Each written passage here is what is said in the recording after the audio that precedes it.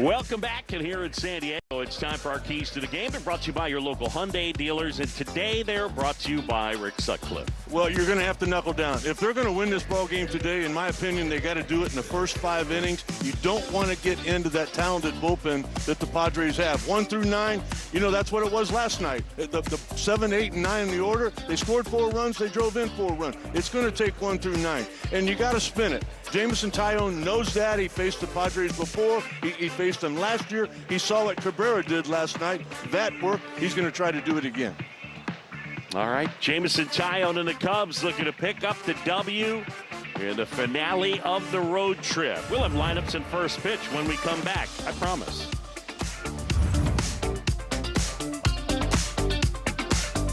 Good to go! Chicago Cubs baseball on Marquee Sports Network is brought to you by the Bob Locurcio Auto Group. You're going to like buying a car this way. By Circus Sports. And by your local Hyundai dealer. Find the dealer nearest you at buyhyundai.com. Back here in San Diego, it is a beautiful afternoon, and the Cubs hoping to get into the win column with Jameson Taillon on the mound. Last night, they picked up a win in Game 2, and it earned Craig Counsell career managerial win number 900. And he continues to rack up those W's, but yeah, for Counsell last night, a win, and I mean, fellas were excited for him. Luke, we know one thing. Great managers only manage when they have to. And there was a situation where Cabrera needed some help, and Hobie Miller came in there and absolutely destroyed the out that he needed to get hit. And all of a sudden now you've only got a 1-run lead. You got to go to your bench. You got to go to the right guy. You got to go to the right guy in the bullpen. You got to go to the right guy in the bench. You've got to do a lot of those things to win a lot of games. And as you mentioned, 900 is a big number. Yeah, you will not find a more prepared manager in baseball. And you look at active leaders, Terry Francona, future Hall of Famer, far and away the leader. But then A.J. Hinch, then Dave Roberts, who likely will be headed to the Hall of Fame as well. Kevin Cash has done a magnificent job. And then Craig Counsell. It's a pretty good group to be with. Yeah, we're going to deal with Terry Francona and those Cincinnati Reds during the next homestand. All right, let's check out the starting lineups for the Cubs. There's Nico up top. He's playing shortstop. Dansby will sit again with that glute issue. Moises Ballesteros DHs. He at second. Bregman with the sore toe, but he is back in the lineup and starting at third base at 2 hits last night. Ian Happ hits fourth. Bush fifth. Conforto a start in right field, and he will hit 6. 7, 8, 9, Shaw, PCA, and Amaya, as Pete last night unloaded with a home run and looking better and better at the plate. Strike zone judgment has been excellent. And that group will go up against Matt Waldron. Well, you can see the knuckleball usage is down a little bit. He actually threw it over 50% last year. 18th round guys don't normally make it to the big league, so a lot of credit to him. He's filling in for Nick Pivetta right now, who's on the IL, but this could be his job for a while if he could pitch better. Waldron, who last year pitched only 1 game in the major leagues, began the year in the IL last season with an oblique strain. The year before that, though, he was certainly helpful. He threw over 140 innings, a 4.91 ERA, and this season began the year on the IL. He ended up having hemorrhoid surgery, and that took time out of his preparation, and so he's making just his 3rd start of the season, and away we go. And the first offering in for a strike, that one at 92. No knuckleball for you. We got some inside information on how Waldron was a knuckleball pitcher, but now he's become a pitcher that throws a knuckleball. A 1 to Nico, and there it is. Waldron, they started to put the emphasis on the knuckler in 2021. In 2022, he started doing zooms with the likes of R.A. Dickey, Tim Wakefield, the late Tim Wakefield. Swing and a miss. And another knuckleball. All right, so let's get it out of the way. One of us is going to say it, but what is the hitting philosophy for a knuckleball? Give me the rhyme. If it starts high, let it fly. And if it's low? Let it go. All right. John Shambi, Rick Sutcliffe together as Nico Hoerner fouls it back. That was unrehearsed, everybody. Yeah, you kind of stunned me there. Like, whoa, he's asking me for help? Especially when you knew the answer. Hoerner with a big hit last night, and he was pumped up.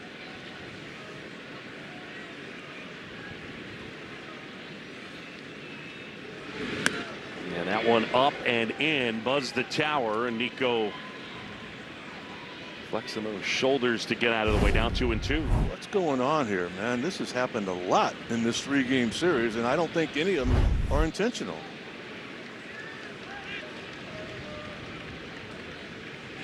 Two, and that's upstairs.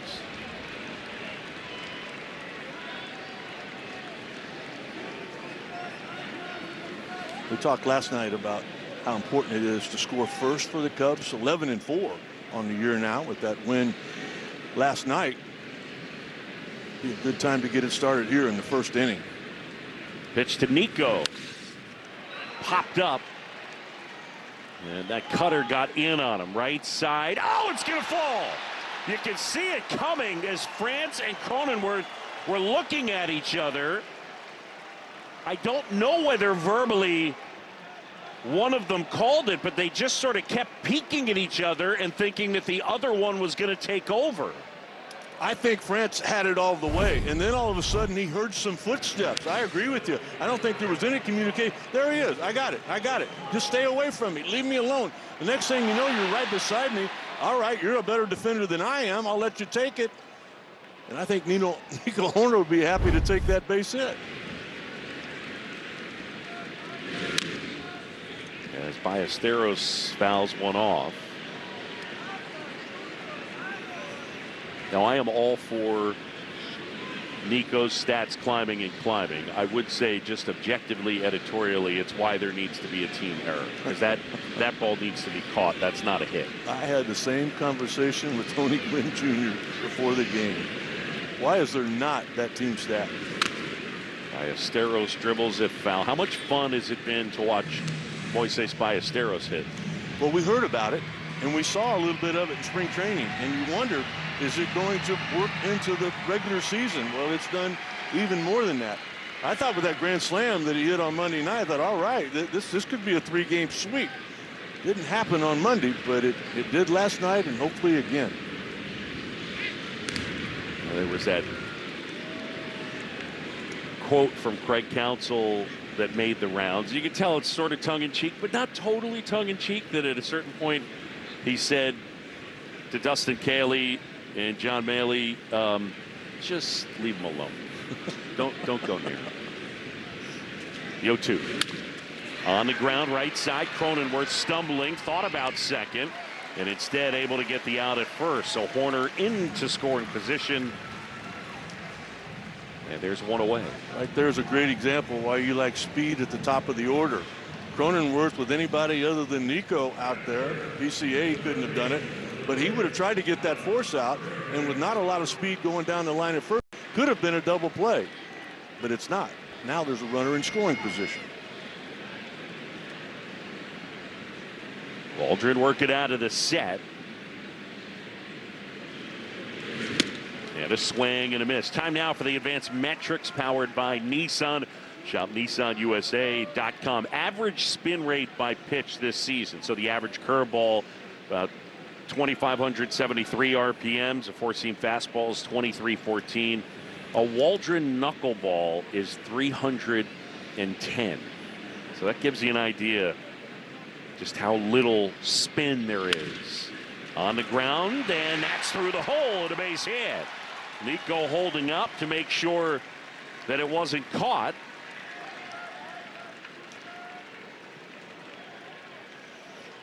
Talking to Alex before the game, I said, you've had a couple of bats against this guy. You've got much experience at all against a knuckleball pitcher? He said, yeah, I faced R.A. Dickey a few times. And I think literally for all hitters, the more times you see a pitcher, the more success you're going to have. And I would just editorially say or point out, Andujar starting at third, and with Machado that lower half injury, even with a lower half injury, I'm thinking, man, he probably keeps that on the infield. I tried not to say it during this series, but great point, Boog. I feel like I should just take my headset off and leave. A lot of people would enjoy that. Ian Happ has gotten on base 20 straight games and matches a career high that he set in 2023. And a great chance right here. Corner at third and Bregman at first.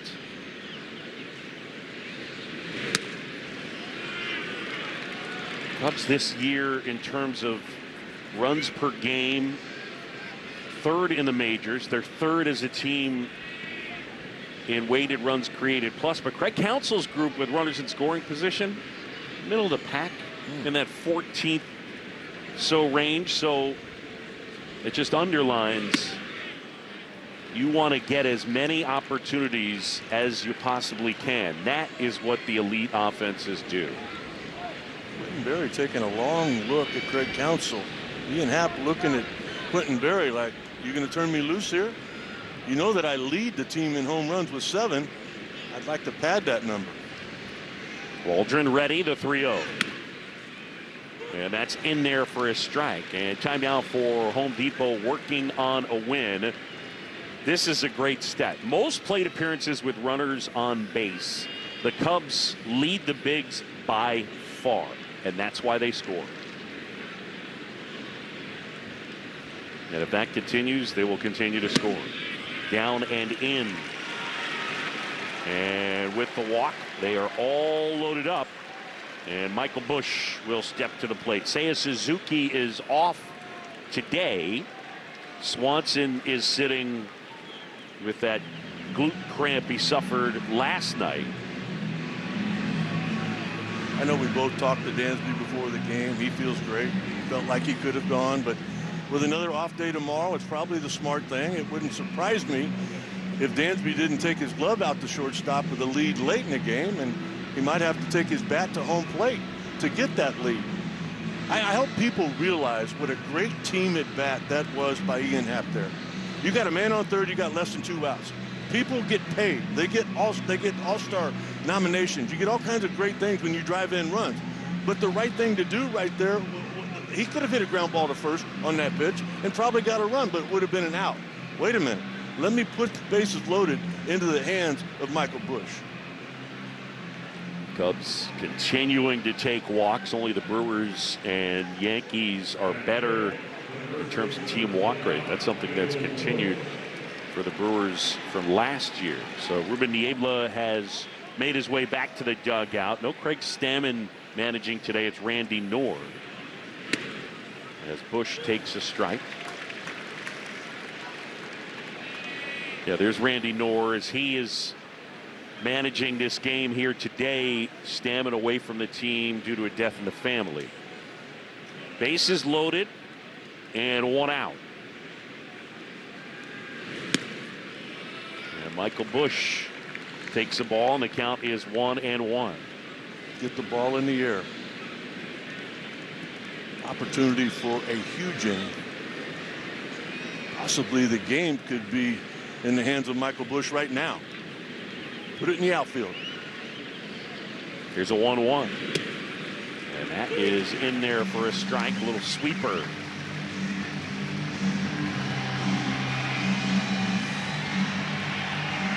I have to think Michael's going to have to deal with that knuckleball now, at least on this pitch and maybe the next one.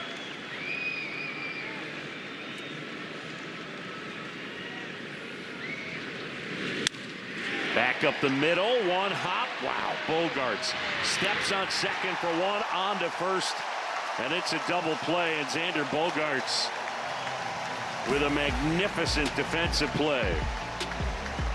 Cubs don't score. Jameson Taillon takes them out, and we come back.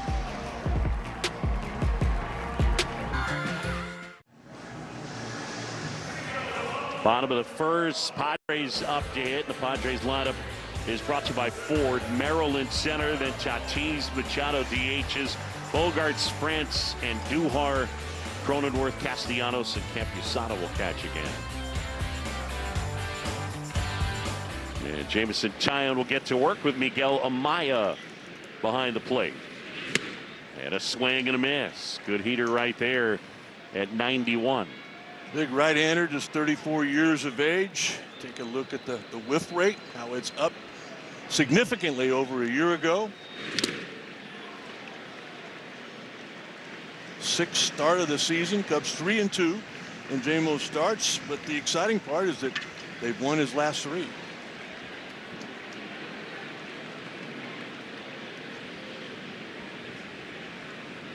Go 2 to Merrill. At a curve. And that one missed just outside. Might have bent around the outside edge of the plate.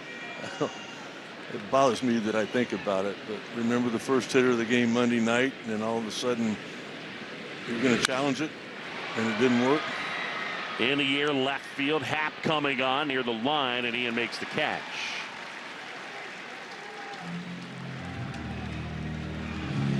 You can't hit it much harder than this, but you'd like to have had a little bit better direction. Bases loaded, only 1 out. You want to get it in the air, but all of a sudden Waldron had 2 strikes on Michael Busch. You gotta protect. You just hope you don't hit it at somebody. But Boog, as you perfectly mentioned, that was a terrific play by Bogarts. First pitch swinging, line center field. Pete Crow Armstrong, and Tatis is out.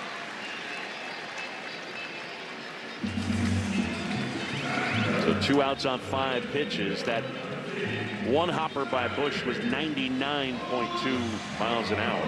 Those are normally hits, aren't they? They're supposed to be hits. So far this year, if you hit the ball 95 or above, you hit 475. There you go. You've always got my back, don't you? There's Manny Machado. You know, the only thing you can do as a starting pitcher when something like that happens in the top of the first, go get 3 outs. Go get them as quick as you can. Give your offense an opportunity to put something on the board.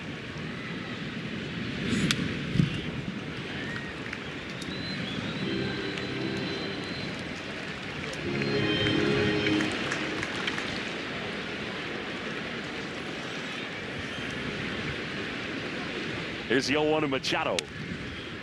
And that's in there for a strike. Mark Ripperger. Big breaking ball. That might have been a changeup. It was a cutter. Might have been a cutter. Liner. And that one foul.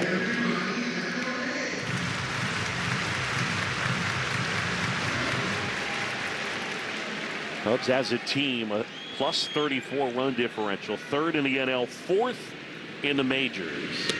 And a swing and a miss, and a great start for Jameson Taillon. 1-2-3 go the Padres. We're at the end of 1, no score.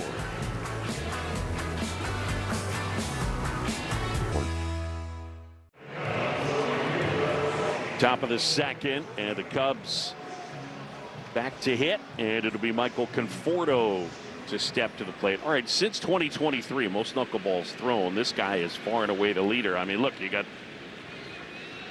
Trevino, Yastrzemski, and a bunch of position players on there. As Conforto takes the sweeper for a strike. So he's the dude.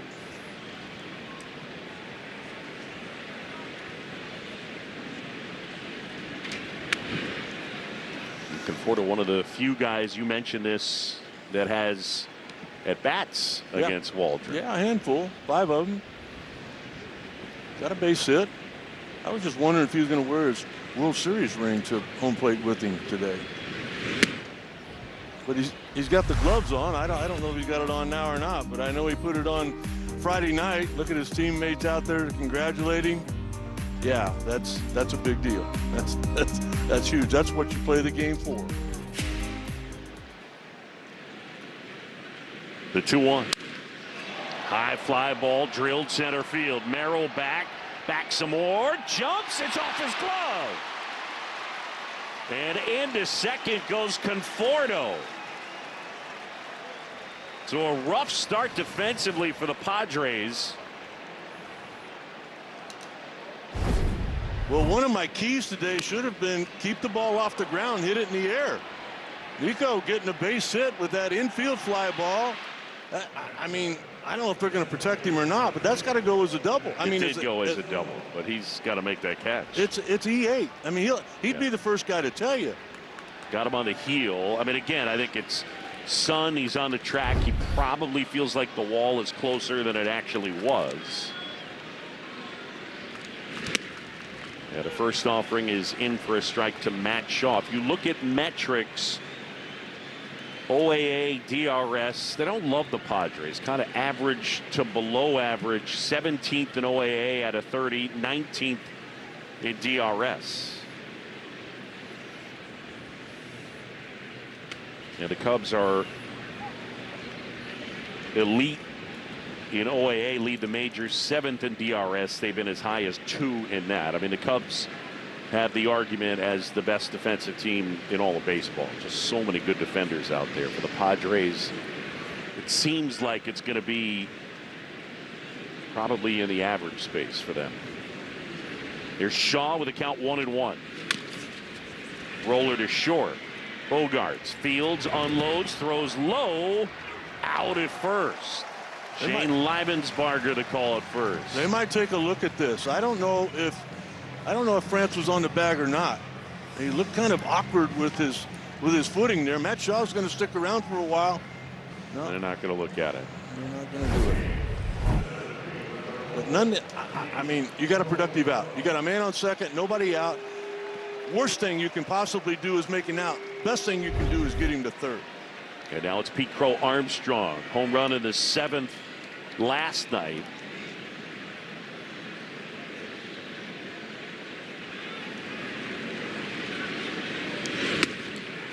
And a swing and a miss. Went with a cutter upstairs. See the overall numbers. Last night's homer just his 2nd of the year. But the eye of the approach has been much better. He stayed off some tough pitches. On the ground to first. France up with it. He'll step on the base, and Conforto forced to stay over there at third. So 2 away now with a man at third, and it will bring up Miguel Amaya.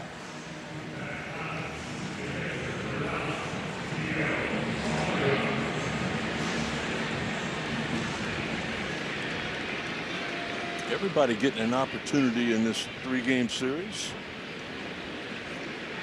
Amaya today. Moises Ballesteros on Monday. Carson Kelly yesterday.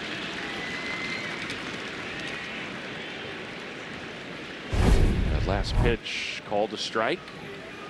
Not a strike.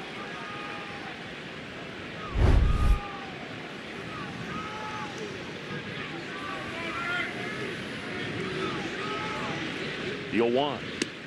And that one in there. This one's going to get looked at here. Oh, they didn't call it a strike. Yeah, the catcher challenging Campusano. It looked like it was a strike. ABS powered by T-Mobile, and yeah. What made it look bad was the fact that Campusano couldn't catch it. I mean, the whole baseball's in the zone there. I haven't looked to see. Yeah, he was immediately challenging.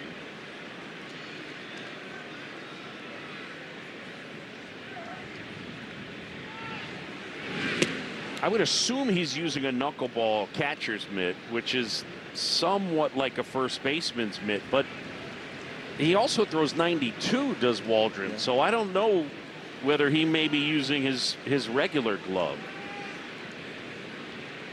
Or his regular mitt, I should say. The 1-2.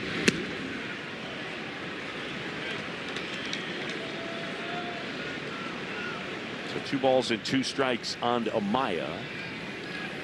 It's great to see Miguel healthy. I mean, back when I first heard about him, he was a can't miss type prospect. That injury bug got him a couple of times last year.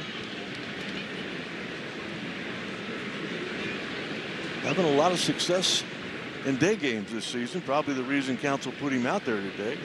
OPS is over 1,000 during the day. fouled off. One of the things Craig Counsell likes to point out with Miguel Amaya, I mean, he was signed as a teenager, right? Mm-hmm. Okay, so you're talking about a guy who was signed as a teenager. He still, as a professional, only has fewer than 2,500 plate appearances.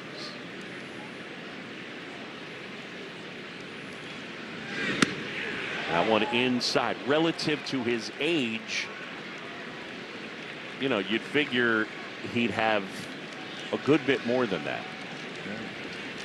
Still only 27. Yeah. It's time to.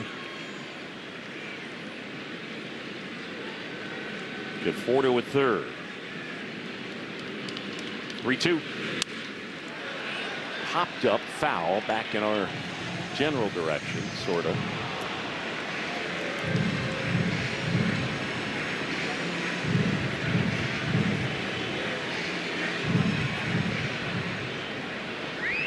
Time for a wild pitch. Went with the sweeper that time. Staying away from the knuckleball where there's always the opportunity to get a free 90 feet from where Conforto is.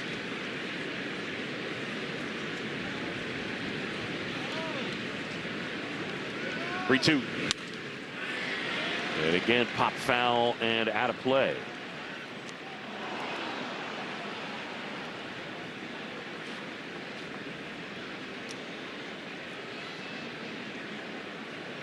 I mean, that is the kitchen sink. Cutter, knuckler, sweeper, sinker, knuckle. Good 4 to a third, 2 away. There's no score. We're in the second. 3-2 pitch. And look out, look out.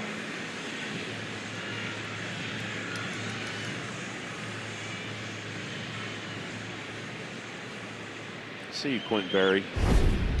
He still got it, doesn't he? Looks like he should still be playing.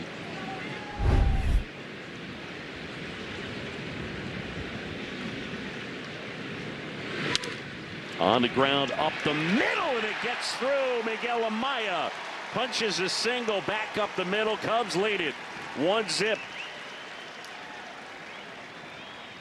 Oh, you get frustrated leaving men on base. You got a man on third, 1 out. You got the bases loaded in the first inning. You don't score a run. You got a man on third and 1 out here, and you're not able to get him in. What has to happen? You got to have a teammate that picks you up. Miguel Amaya with some more success in day baseball, and that's extremely important when you play for the Chicago Cubs.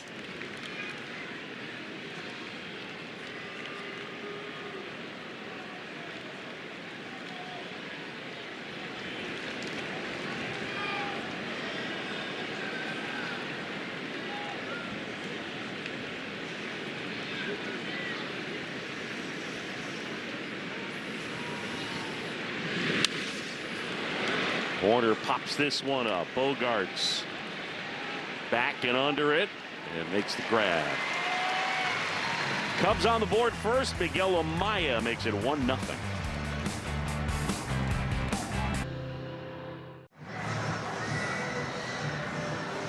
Welcome back as we go bottom of the second. Cubs lead 1-0, and time to send it downstairs.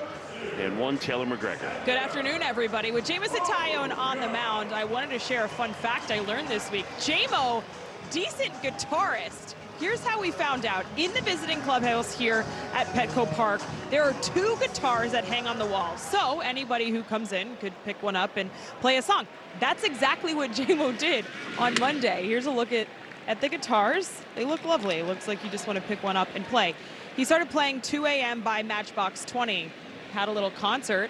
Come to find out, a couple years ago when he was rehabbing from Tommy John, he was down in Sarasota, and he was rehabbing with Clay Holmes. Well, Clay Holmes had this interest in picking up guitar, so J-Mo had a little bit of FOMO in him and said, I want to join. They started taking guitar lessons together. Come to find out, weeks go by, and their teacher starts bringing in other people. So there was a bass player, a drummer, and then pretty soon the teacher texts J-Mo one day and said, hey, by the way, I booked you guys for the finish line at the Sarasota 10K. And J-Mo said, whoa. So he said, I literally ghosted the guy because I knew there was no chance I was ready to perform in public. So just for his teammates occasionally when they're in San Diego now, Boo. Now, also, though, he is a bit shy, right, T-Mac, because he wouldn't let you take a picture of him actually playing or holding the guitar, correct? I know, which is a little messed up. He's too shy. He doesn't want to claim he's more of a musician than he is. Yeah. He's part-time musician, Yeah. like me, you know. He's, just like you. Oh, okay. Just like you. That's one of my biggest regrets. Not playing the guitar? Well, you know, you're on the airplane a lot as a big league baseball player, and now half the team has a guitar, and that's what they do. And I just, it's so much fun when you can, you know, just sit around and you know, get around the campfire or you know, around anywhere, the kitchen table, and just sing songs, just entertain people. Somebody's got to play the guitar in every family. The 2-0 is in there for a second. Thinking of you on a plane or a bus with a guitar, and all I'm thinking about is Nuke LaLoosh on the bus, messing up the lyrics to every single song. It just wasn't that important back in the day, but I mean, you got them in the clubhouse now, just like Taylor was able to see it. You play an instrument? No. Piano? Nothing? 2-2, Taillon. And that one roped to left, but Happ is there. And there's 2 away.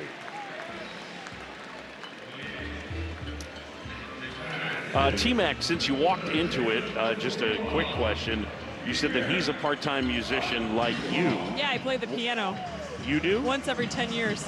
Okay. Great. Well, when is the next round? When do you do? Well, we'll have to figure that out. But I'm saying, is it 3 years, 2 years? I think about 6 more. Okay. Bush scoops it up. Jameson Taillon, 6 up, 6 down. Sweet music so far on the mound. Ballesteros coming up to hit. I'll show myself out. Fans, its live odds are brought to you by Bet365, where winning is everything. You're Card gonna 83. you're gonna have to read them all, because over here, Yeah, the glare from a day game. I get it. Ballesteros hits that in the air left field. And the catch is made by Castellanos. This is the all-new 2026 Nissan Sentra. With the most standard features of any sedan in its class, it means you can have your cake and drive it too. Nissan, #1 in new vehicle quality. Now get a low $289 per month lease on Sentra. Now it's Bregman. Alex, 2 hits last night off the bench and a single to start today.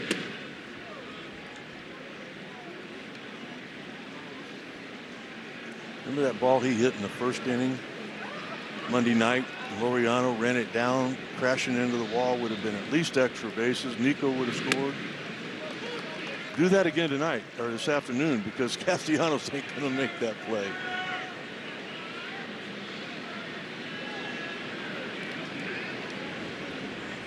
Ball to strike on Bregman.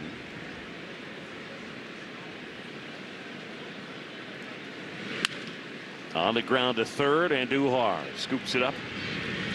And Alex retired. There's 2 away.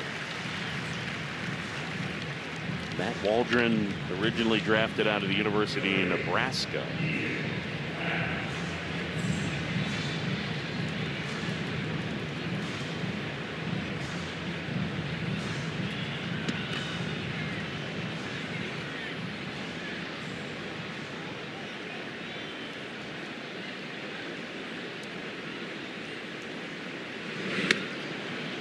Remember this trade during the COVID year, right as they've been backed up the deadline, but the Guardians got Cantillo, Quantrill, Arias, Naylor, Miller. I mean, it's like they swapped teams.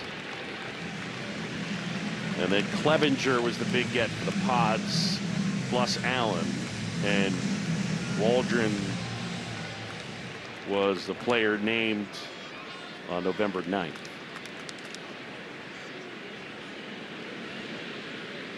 Oh, 2.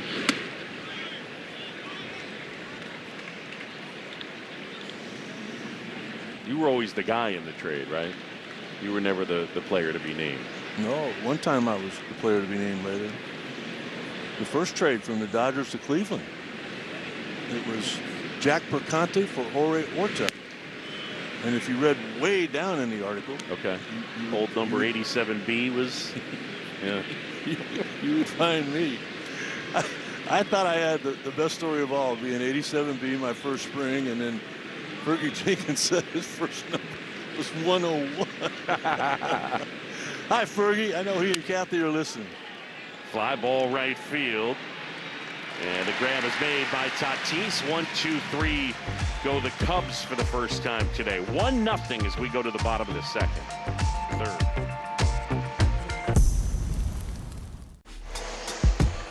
One nothing Cubs lead it. Miguel Amaya RBI single in the second. That's the difference in the game. Jameson Taillon has looked sharp so far as he faces Jake Cronenworth.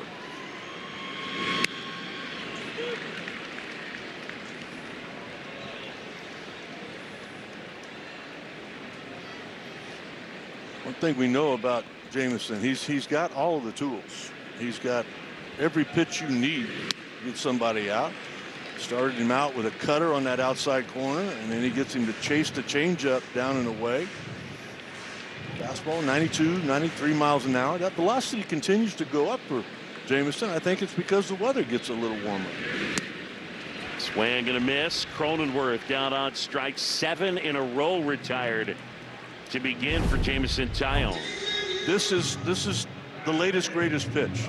And I'm telling you, Jameson Taillon has fallen in love with that kick change. It is such a big weapon for him now. Back in the day when he threw 98, he didn't need a changeup. But a lot of people do as they get a little bit older, and what a weapon this has become. Right and left-handed hitters.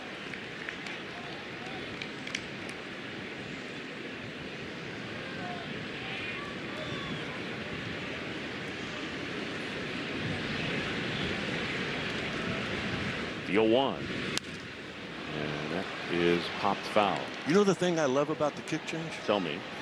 You know, Ryder threw 4 no-hit innings Your grandson. last night in the game, my grandson. Folks at home may not have, they don't have their grandkid roster. They know. Okay. He throws a kick change. And the great thing about it is their hands aren't big enough to throw that split finger fastball. You just, their fingers won't go. My fingers don't even hardly go that far. But the thing about it is with that kick change, you put it right in between these 2 fingers, and then you just lay your middle finger on top. Push it back against your hand, throw a fastball. Can he pronate? You don't need to do that. Right. You can, but you don't need to do it. Right. Throwing a fastball, that's the best part about it, is that you're not doing anything with your elbow or your arm that might get you in trouble. Everybody on his team's throwing one. They're having a blast with it. It's unbelievable how it comes out with backspin, and then at the end it kind of ends up with topspin. Yeah, kicks the axis. It's a pitch that was, look, I'm sure there are people out there that will dispute it, but it was effectively invented at Tread, which is in Charlotte. Number of pitchers go and train there, and Taillon did, and it's where Tyler Zombro came from. He's the head of pitching for the Cubs. And basically for guys whose arms don't really work in that direction, and that is something you'd say about Taillon, is that he's more of a supinator than a pronator. No doubt, no doubt. Speaking of Tyler, what a great addition he has been to Tommy Hotovy's staff. Here's a 2-0. And that one misses, and now it's 3-0 on Campusano.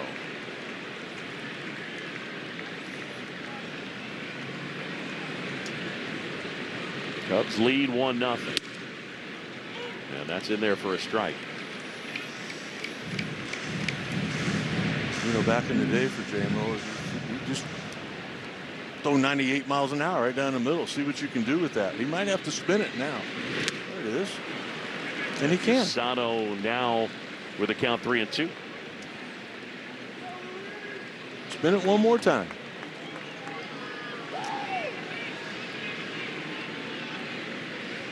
Tyone ready, and here it comes.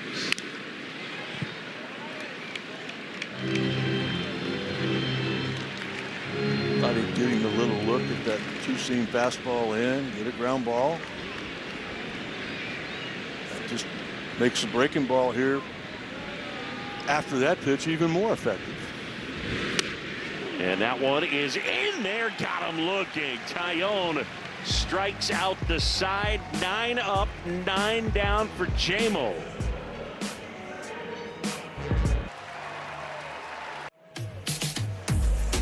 The D-backs come to town starting Friday for a 3-game weekend series. Tickets are still available at Cubs.com/tickets.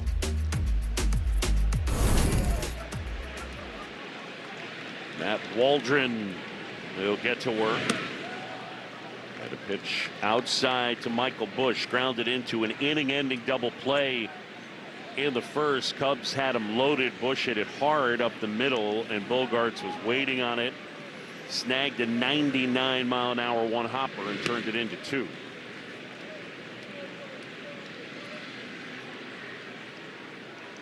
Michael, one of the few guys that's not hit his stride quite yet. It's kind of like that last year when he ended up putting up big numbers. On base a lot last night, couple walks, and was hit by a pitch. Pop foul, and that one out of play. Yeah, Bushy has not quite gotten going yet.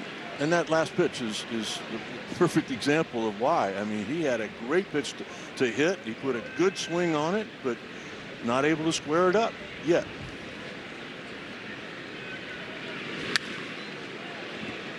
Look out, Jose.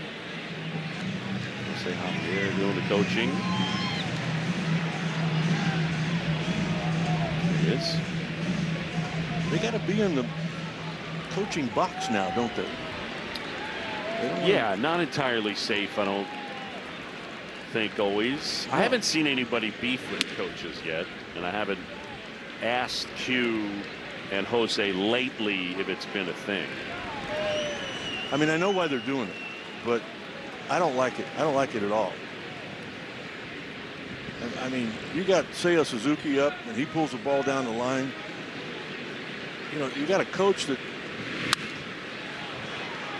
Popped up out into shallow right center. Cronenworth gives way to Bogaerts, who makes the catch, and Busch is retired. Finish what you were saying. Yeah. Just to finish my thought, you got guys that are older than the players on the field, and the players on the field obviously have a glove, and yet you expect them to get out of the way. You could be asking for trouble.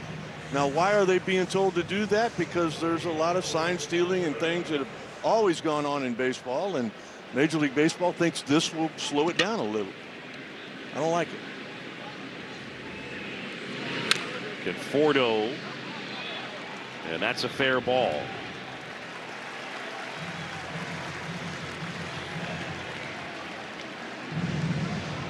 All right, so when Renee Latchman used to coach third, Yeah, for with Mark years. McGuire up, look at where the ball person is down the line. Right down the line with the guy with the red shirt. Yeah. That's where Latch would stand. Sometimes he'd sit in that chair, too. I mean, he was coaching when he was in his 60s, and, you know, Carlos Quentin's half that age and still sometimes can't get out of the way. Bunted towards third. Pretty good one. And Duhar will let it roll. Fair ball and a base hit for Matt Shaw. I love it. I love it. Now you got the first baseman holding Matt Shaw on. You got a gap for Pete Crow Armstrong to possibly pull a base hit through that hole. And he might not have that hole because Matt Shaw is going to have the green light to run if he feels like he gets the right kind of jump.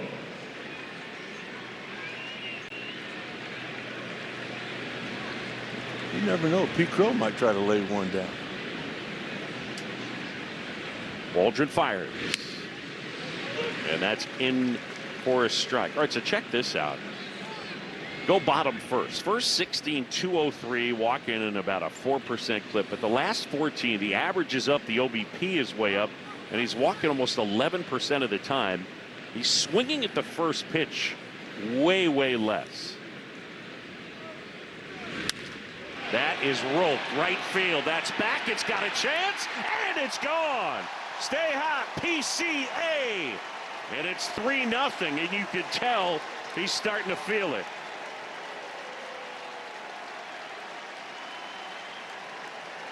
Pete Crow Armstrong, his second in as many games, third of the year, and the Cubs have a 3-0 lead.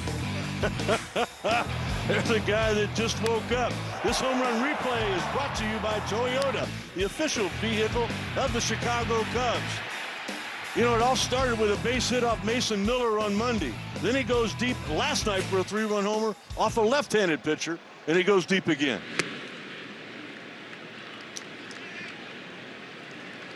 Well, Pete Crow Armstrong starting to find that groove, choosing good pitches to hit, and when he's getting them, he's squaring them up. Couple things on Pete. One, he said part of what's helped him lock in is the tough left-handed hitters or pitchers that he's faced. Sometimes guys from the left side can allow you to see pitches in different ways and allow you to lock in. So he said that. And then Boog, we'll have to wait for the rest of it because that's 3 outs, ladies and gentlemen. We'll be back after this.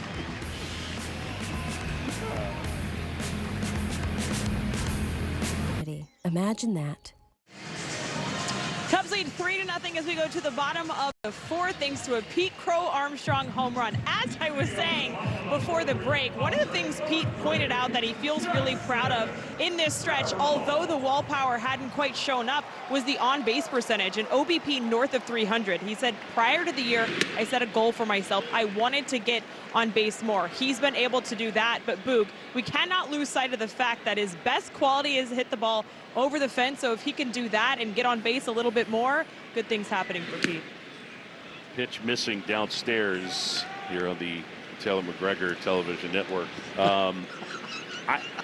T-Mac, you make a great point. I do think, and we've talked about this, a lot of people in the media have talked about it.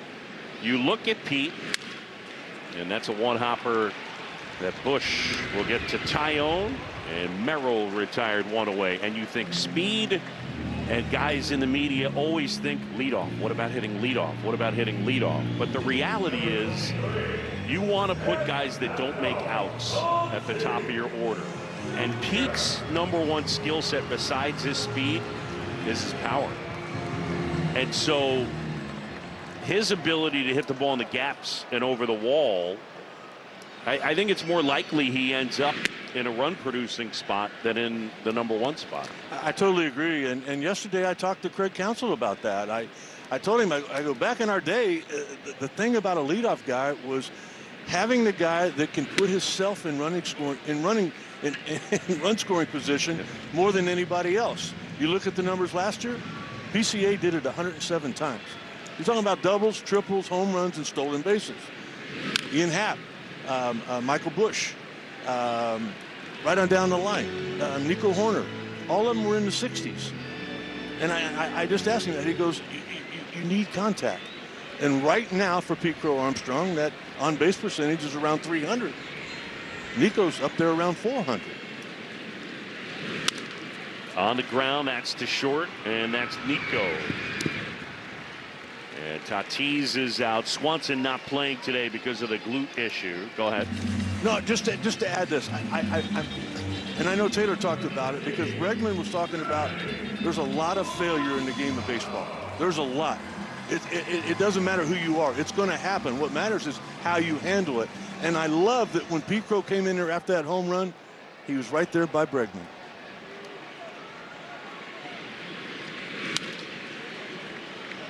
Up foul back our way. Well, to your point, Sud, PCA and Alex Bregman have been talking a ton, and in our post-game interview with Pete in the clubhouse last night, Bregman comes over and said, make sure you tell everybody what I've been telling you. So he quoted a famous J. Cole line, beauty in the struggle, ugliness in the success. And that's part of what they've been talking about amidst the struggles. That's the part of the game that they love. And then eventually they get to enjoy the beauty. The 0-2. Check swing. Did he go? Yes, he did. More good work for Jameson Taillon. Machado retired, and he's gotten everybody he's faced.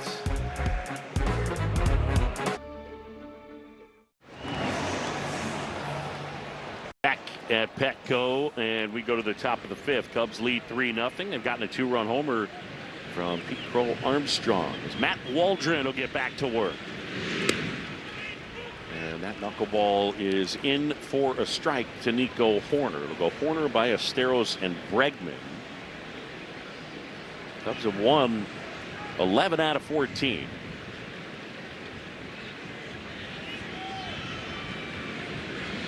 Here's the 0-1. You feel good about the 3-0 lead. But I'll tell you right now, with the Padres having a day off tomorrow and the outstanding bullpen that they got, I'd feel a lot better if you could put a couple runs up right here in the top of the fifth. Swing and a miss, and Hoerner comes up empty on a heater at 90. Probably looked like 104 from Mason Miller after all the soft stuff.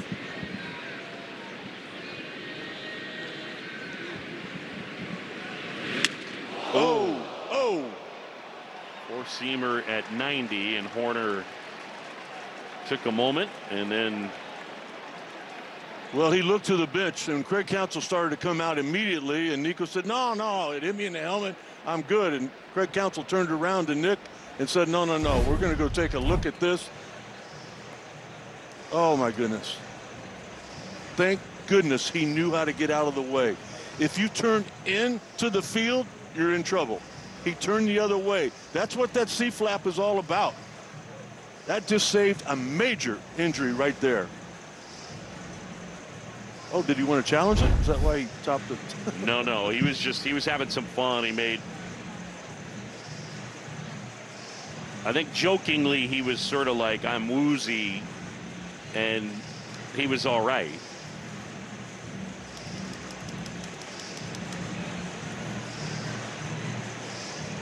Not a tougher way to get on base than that. I'll be honest, it was important for Nico to get on to try to extend his lead, but not that important. Yeah, Hoerner is the only Cub to start every game this year. Dansby was, until today, the other. Yeah, I mean, he's fine. He's smiling, but I understand why Craig Counsell and Nick Frangella are out there, because realistically, diagnosing a concussion or anything like that in the moment is really challenging. And a guy saying he's okay, and they want to just do the best job they can to at least ask and find out. Check swing by Ballesteros went too far.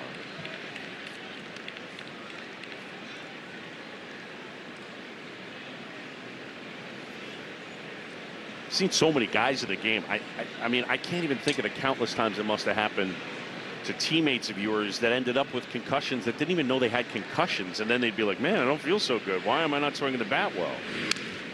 That one tapped foul. See, I made the point with JD the other night, and I know it hit Cronenworth in his shoulder and then in the face. Look, man, both Nico, Cronenworth, hats off, super tough. But to me, when Jake Cronenworth is getting hit in the chin by a 95-mile-an-hour fastball, you got to come out of the game. Like, you can't. There's just, you got to make sure that it's okay. And I think he has 2 hits since then. I mean, it's not been a great start for him, but. Well, just think about it. You get hit in the mouth. You get hit in the head. Is your first thought when a pitcher throws a baseball, okay, it's not going to hit me. Where is it? That's too late. Yeah. Corner, jab step. Waldron hit hard but foul. I think even Craig Counsell would like to see Nico run here. You know that if Bally hits the ball on the ground like he did in his first at bat, it could lead to a double play. Get in the scoring position. That ground ball to the right side will get you to third. Okay, now you go.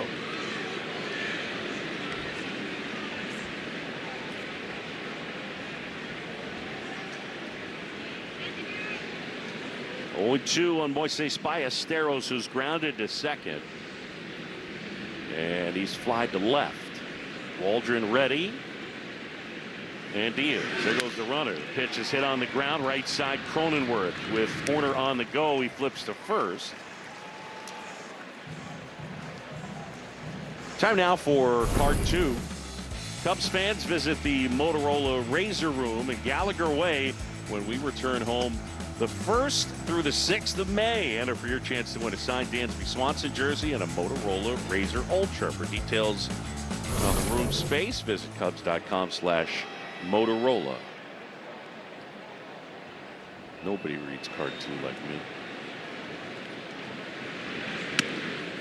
First offering to Bregman is a knuckleball that's a smidge high, ball 1. Man in scoring position for Alex, who's 1 out of 2.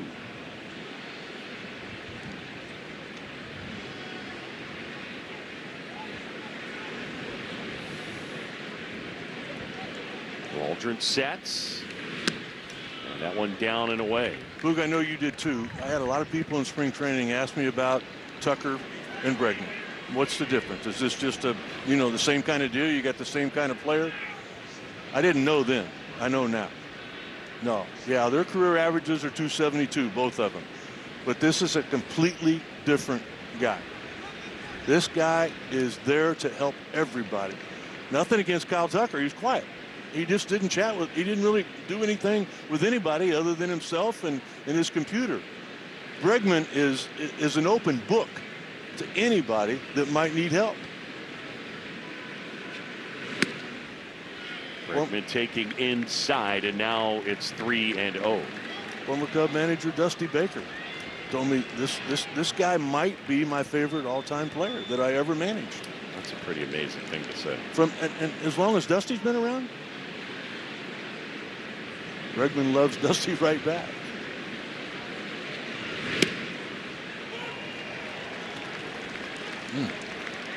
Little surprise there. 89-mile-an-hour sinker. What Waldron's been doing all day today, this is going to be that little sweeper. He's had a little success with it. That's in there for a strike. The one thing I'll say on the Tucker Bregman, they're just different people. I mean, you just feel and notice Alex's presence, and guys are drawn to him. For Kyle Tucker, if he's the 930 OPS guy through the end of June, that's one thing. But if it's 690 the way it was the rest of the way, we start to think different things about the intangibles. You know what I mean? Like, yeah. I think that, but I'm saying you start to assign qualities that maybe aren't there. Like, you're fine with quiet guy if it's a 930 OPS. Then you become less fine with it when it's 690. And I don't think there's any question that Bregman's considered one of the best leaders in the game. Got that off. Which foot? Oh, that's not fair. He's already been hit on the left toe. Did he just get his right toe? 3-2, man at second, 1 out.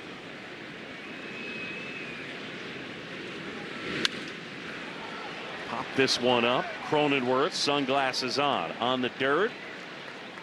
And Jake makes the catch.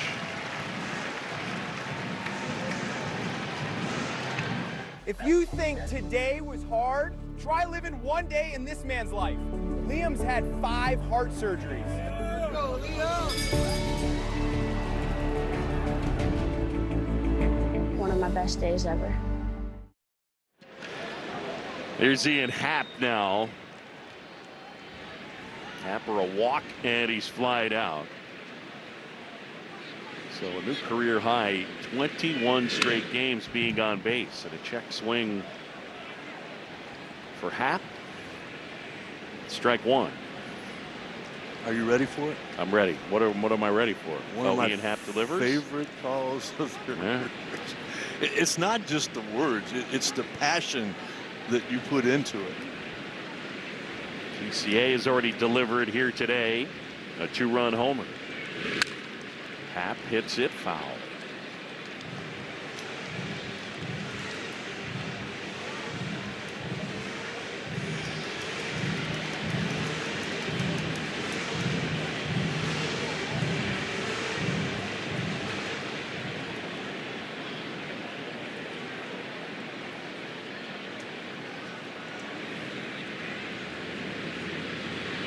Corner out there at second, edging away. 2 down, 2 strikes on Happ. Waldron. And Happ able to spoil that knuckler.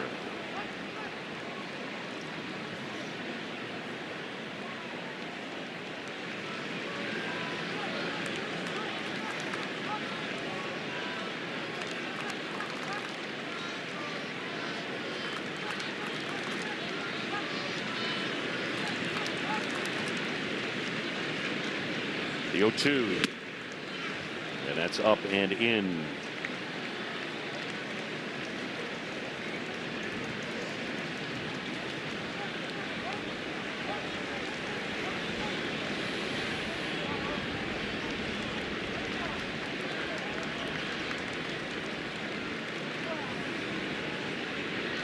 One, 2. And that is strike 3. Happ is gone. And Horner left stranded. Midway in the 5th, it's 3-0.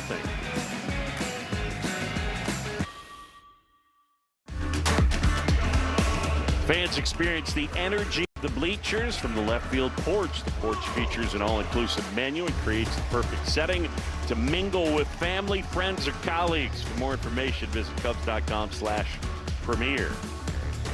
Go do some mingling out there on the left field porch. That's my favorite place to watch a baseball game at Wrigley. There's some energy out there.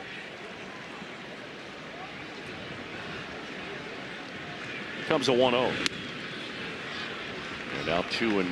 Tyone has gotten everybody that he has faced. Oh, they're challenging.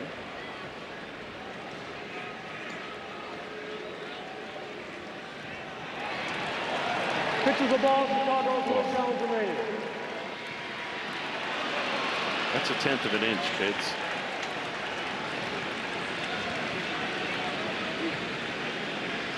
If I'm Mark Ripperger, I just stop the game and say, see how good I am? The 2-0. And that's in for a, I mean, seriously. 1/10 of an inch. At this point in the ball game, you have to be sure. There needs to be at least half the baseball. It's going to be a strike for you to make that challenge. That's in there for a strike. Little sweeper. He's got it all, doesn't he? He realized that that power pitcher at 98 miles an hour, he's gone. There comes a 2-2. Reaching for it. Popped up foul. These guys have seen a lot of each other back in the Yankee Red Sox day. 30 at bats for Xander Bogaerts, only 6 hits. That's a 200 average coming into play this afternoon. Bounced foul of third past Bob Henley down there.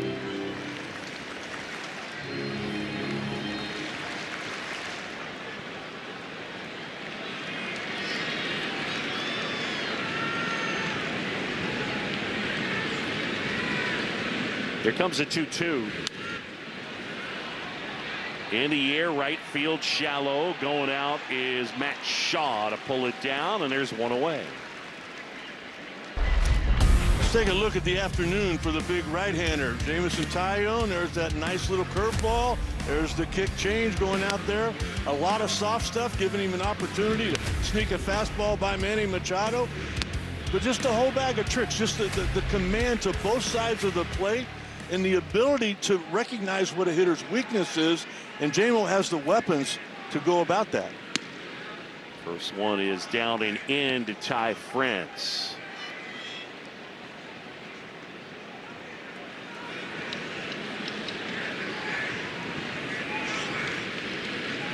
The 1-0 popped up, foul out of play. Padres have one hard hit ball today. Ty France in the second, line to left.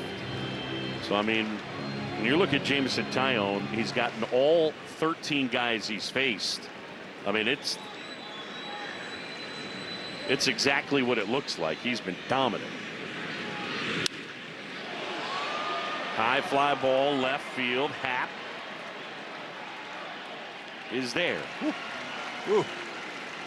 He didn't hit that ball as hard as he did that one that he lined out to Ian earlier, but he just missed hitting that out. That guy's been absolutely on fire during this 3-game series. 4 for 7 with 5 RBIs coming into play against Jamison.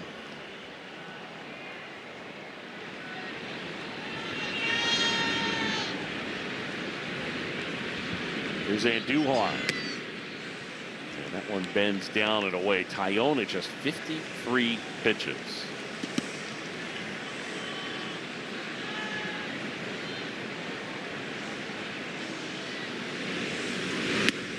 And a fastball clips the outside corner at 92. That was the sinker, and it ran back over the outside edge.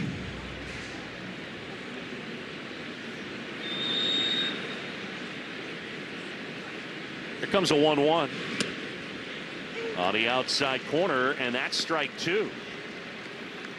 This kind of looks like the guy that shut the Padres out in Game 3 of that wild card series for 4 innings, giving the Cubs an opportunity to move on.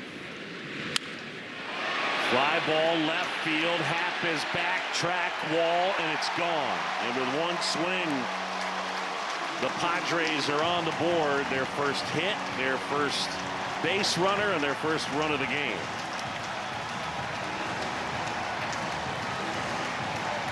He got a breaking ball and stayed back and got enough of it. Yeah, not only their first run, but really the first mistake as far as location was concerned. Supposed to be down and away, up in the eyes, right around the letters. Andujar hit that pitch where it was supposed to be hit.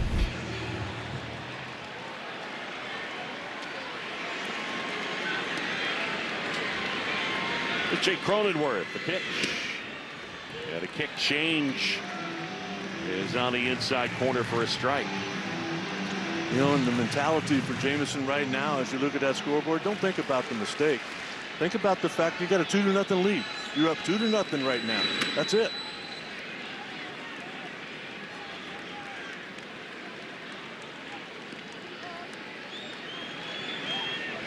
Tyone at 34 years old. Talked about Walker Buehler being a 2-time Tommy John guy. Tyone has had Tommy John 2 times. Had it once in 2014, once in 2019. Taylor was talking about when he was coming back from Tommy John surgery, and he and Clay Holmes were doing the guitar. That one fouled away. And for Tyone, I mean, overcoming obstacles. He's a 2-time Tommy John surgery guy, and he had testicular cancer in 2017. He's overcome a lot, hasn't he? 34 years old. And a big right-hander. Delivers a 2-2.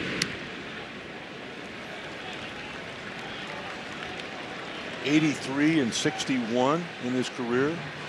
A lot of winning. Win healthy.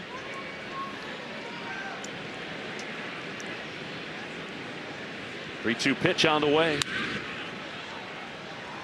You know, Boog, you talk about 2 elbow surgeries. As you know, I talked to Justin Steele this morning. He was flying back from Dallas. Just needed to talk to him to encourage him. All right, you got 3 or 4 weeks where you got to let it rest. You got to let it calm down.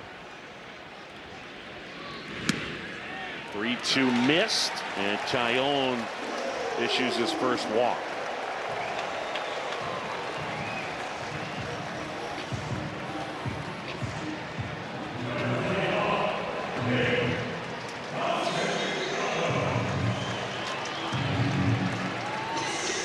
First time Tyone will pitch out of the stretch in this game.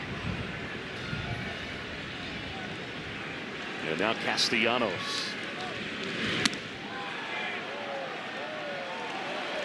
Did not go, says Shane Limensbarger. I didn't even think you should have to ask for help on that. That's a swing. Yeah, he did. That ain't even close. Both of you got it wrong. Here's a 1-0. Drilled left field. That one is back. Happ will turn and watch it go. And Castellanos has tied this game up at 3 apiece.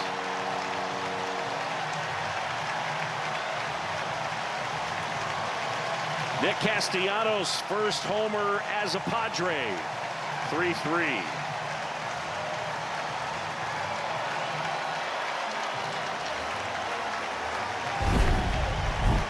Well, we know that in spring training that home run ball was a problem for Jameson Taillon. We know that in his last 4 starts he has allowed 7 home runs.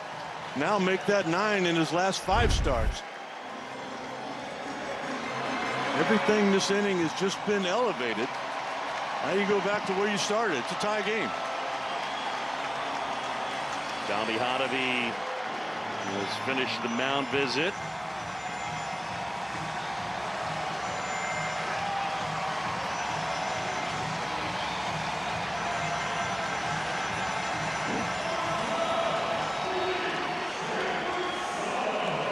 And now it's Luis Campusano.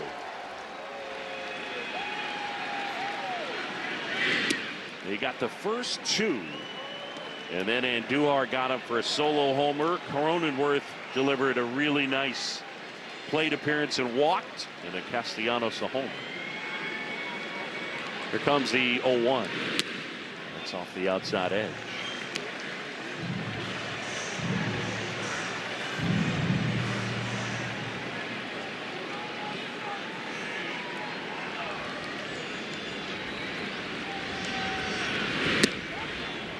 Outside. He's throwing 26 pitches in the inning.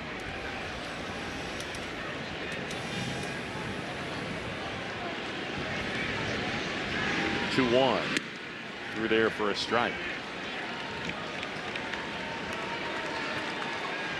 Campusano had to be looking for another breaking ball on that.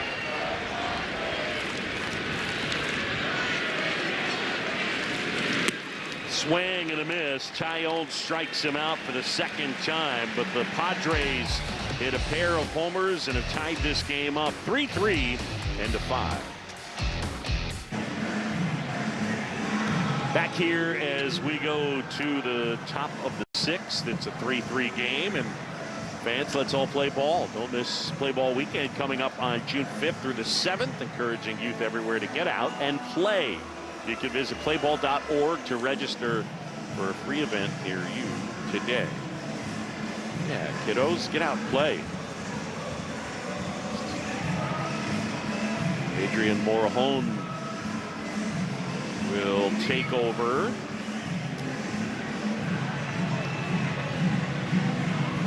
We've already seen the lefty once in this series. Well, those numbers don't dictate it, but this has been one of the best left-handed setup men in the game of baseball. 100 miles an hour. He can spin it. And scoring runs just got a lot tougher now that the Padres are into that deep bullpen of theirs. He used to throw the knuckleball a little bit. That's 2024. I did not. Yeah. Why? Yeah, that's a good I don't understand that.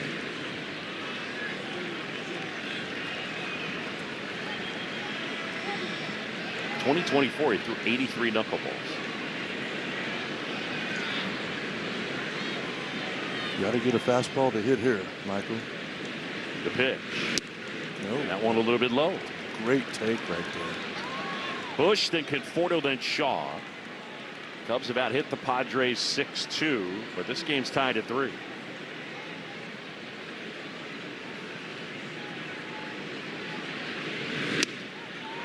And that's in for a strike.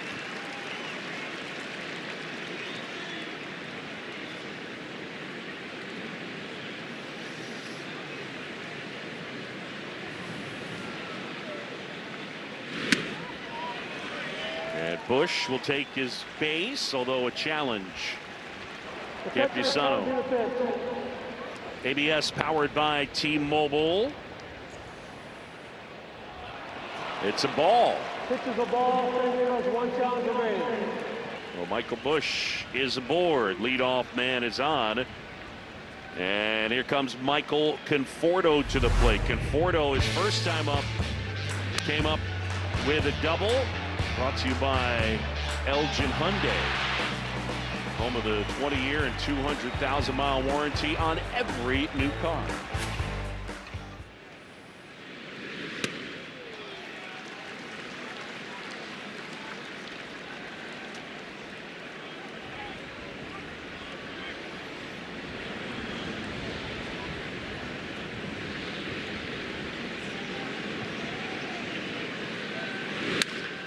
On the ground to the right side, Cronenworth to second for one, return to first. And that one, I don't know whether it got somebody in the dugout or did it hit the railing. I guess it hit the railing because the plate umpire, Mark Ripperger, delivered the safe sign. So Conforto will stay at first. Yeah, you kind of hope on that throw from Bogaerts that the ball would disappear and go into the dugout. Great range on the part of Cronenworth. That's why he's still in the ball game. It's not his bat right now, but when he overthrows France down there, you're hoping the ball disappeared, but it did hit off the railing and came back into play.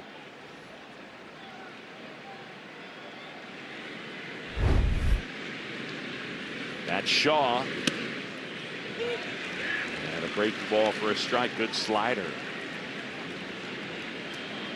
I'm sure the Padres have seen the success that Matt Shaw has had this year on that first pitch, and they're not going to give him that fastball there if they don't have to.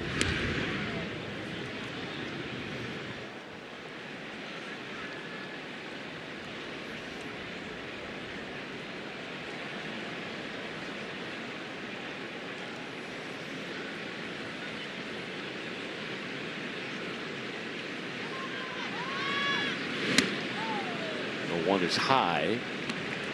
Shaw bunt single his last time up. He's 1 out of 2.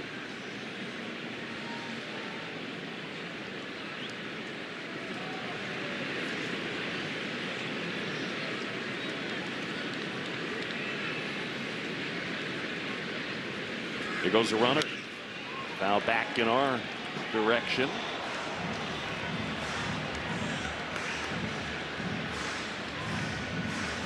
Some of that athleticism of Michael Busch. You don't really put on the steal sign with most first basemen in a game of baseball, but Craig Counsell can.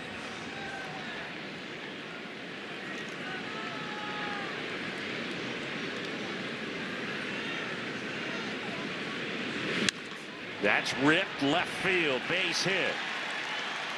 Castellanos will pick it up. Throw coming into third. Into second is Shaw, and the Cubs in business. Second and third, 1 out, double by Matt Shaw. You know, let me apologize. That was Conforto that was at first trying to steal second base right there. I just love that. I mean, Matt Shaw was 1 for 11 on this road trip until that bunt single. Sometimes that's what it takes to get you going. Kind of like in basketball, where every now and then nothing will go in. If you get the opportunity to shoot a free throw, you find that touch again. Big opportunity here for the right guy.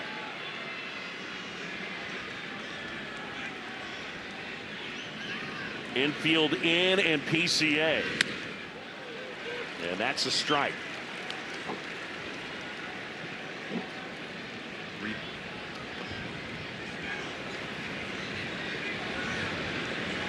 Two-run homer his last time up. Morahone kicks deals. Inside, it spins him out of the way. How far did it fly? Brought to you by American Airlines and Pete Crow Armstrong in inning number 4. A 2-run homer, 357 feet. Score your next flight at AA.com. Swing and a miss, and it's 1-2.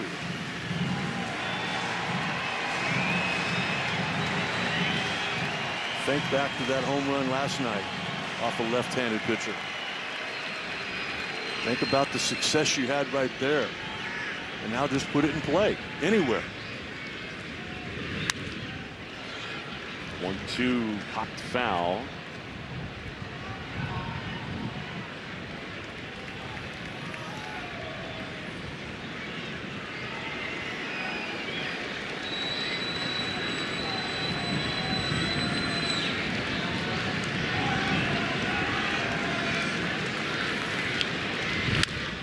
On the ground to first. And they're coming home with it. Tag safe. Conforto dodged the tag from Campiasano, and he got in the swim move. And it's 4-3 Cubs. That's part of managing right there. You got one out, you put the contact play on, you're going to send the runners. If they get the guy out at third instead of second and third, you got first and third. Who cares in that spot? Wow. Ty France kind of hesitated a little bit there. I'm surprised I'm not sure that Conforto hit the bag, hit home plate the first time through. I'm surprised Camposano didn't go get him right there to tag him, but he did not, fortunately, for the Cubs to get the lead. Oh, that's a great look right there. Yep, he got the plate. Wasn't sure if he did or not. That's phenomenal. Wow. That is, what a great look, too. So Michael Conforto with the outstanding slide, and the Cubs have retaken the lead. Pitching change brought to you by Lakeside Bank. Lakeside Bank, it's about time.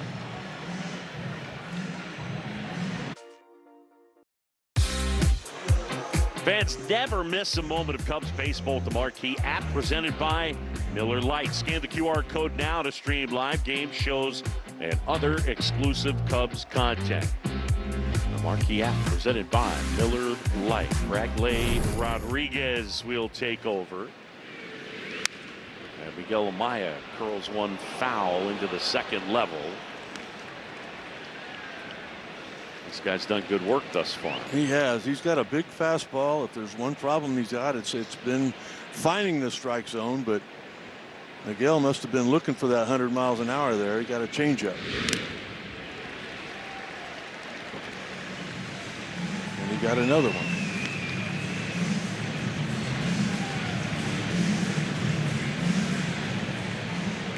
Huge base hit from Miguel back in the second inning.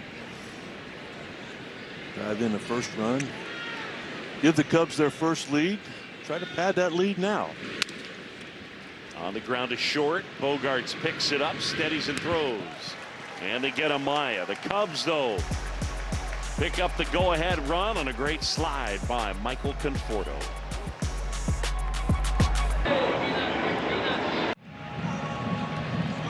Cubs lead 4-3 as we go to the bottom of the sixth. Yesterday, Daniel Palencia threw a high-intensity bullpen, and all reports were yesterday that he checked out well. Today, came to the ballpark. That was the biggest question. Would he recover? And the answer is yes. So now the Cubs just have to decide what's next. Craig Counsell saying he will either go on a rehab assignment or get activated. And if he gets activated, there's a chance he's on the big league roster as soon as Friday, Boog. And then also we want to mention, we talked about Justin Steele, the news that came for him yesterday with the flexor strain. He put a heartfelt message on Instagram and Twitter just sharing how tough this news is for him personally. We're showing it, but you can go read it on his socials. And Sud, I know you talked to him and how hard of a setback this is for him. Yeah, we both were in tears. You know, just everything looked so positive in spring training. He and Libby just had their second child. Everything was rolling in the right direction. And then, you know, it's not like he has to have the surgery again. He said he got a shot. And he said it's going to take 3, maybe 4 weeks to find out if it worked. But, you know, he got stretched out. He got to the point where he was doing some, you know, live BPs. Really, really disappointing, but not the end. You know, and I kept telling him, buddy, hey, this is going to be a long season. This team's plan is to play in October, and it's planning on having you be a part of it. Tap softly out to short. Charging Horner. Got a bare hand throw. And he threw it away, but Tatis will not advance as it stays in play. So it'll be an infield single for Tatis.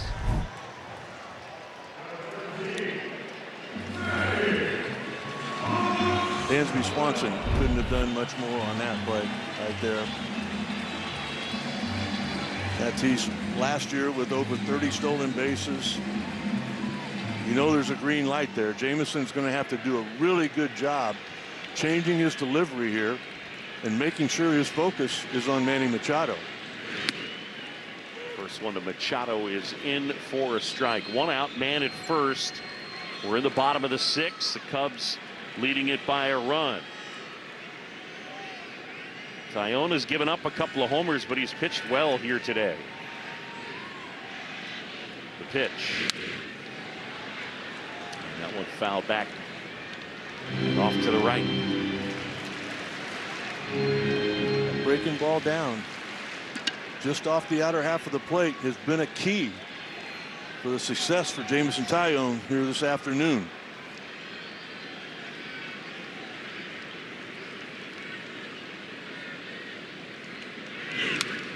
Foul back. Velocity's still good. First fastball was 93 miles an hour, one of the best of the day. And that last one at 92. He's up to 77 pitches. And a throw over to first, and Tatis back in. Fernando has swiped 7. He's been caught twice. If I'm Jameson, I just hold it now. You can see the clock. You know how much time you have. Just hold it. Make him get out there. Maybe he dances a little bit and you can grab him. There he goes. Breaking ball, throw to second, tag, safe. Dan Merzel on the call. They got a good pitch to run on. Come on, Craig, grab your ears. No. No.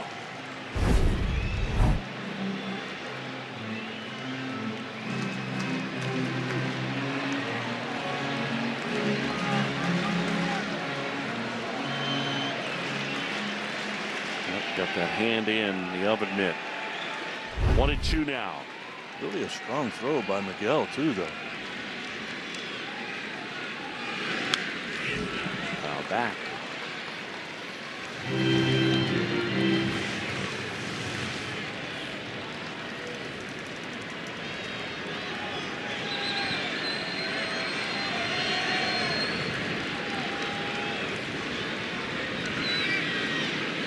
The 1-2. Outside corner, Machado will challenge. The batter challenging the pitch. ABS challenge powered by T-Mobile. And it's a ball. Pitches the ball, bring the challenge remaining.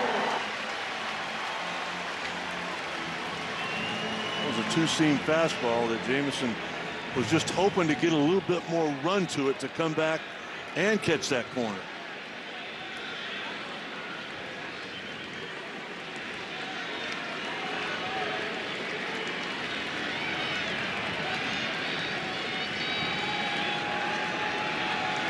Tatis at second. He represents the tying run. Cubs 4, Padres 3. Bottom of the 6th in San Diego. Taillon. Spin and a throw to second.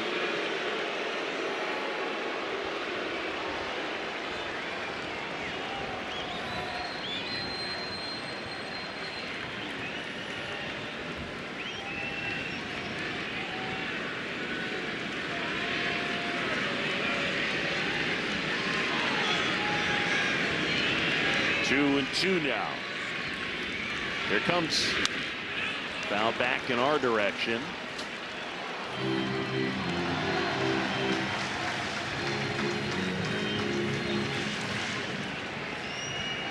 We're going to need our high home guys to get a little more aggressive.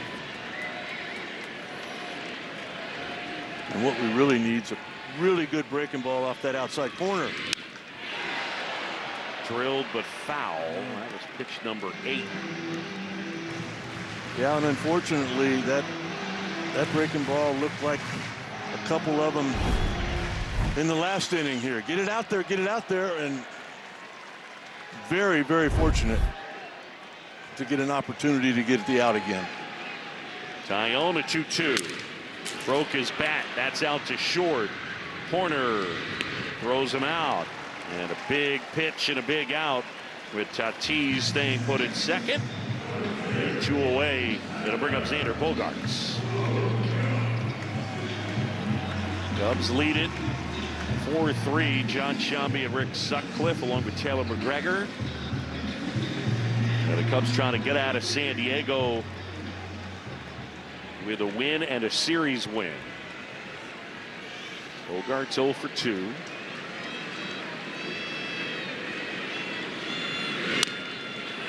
Little roller, first base side. Tyone over to first and gets out of it. 6 strong innings for J-Mo. We'll go to the 7th. Cubs by a run.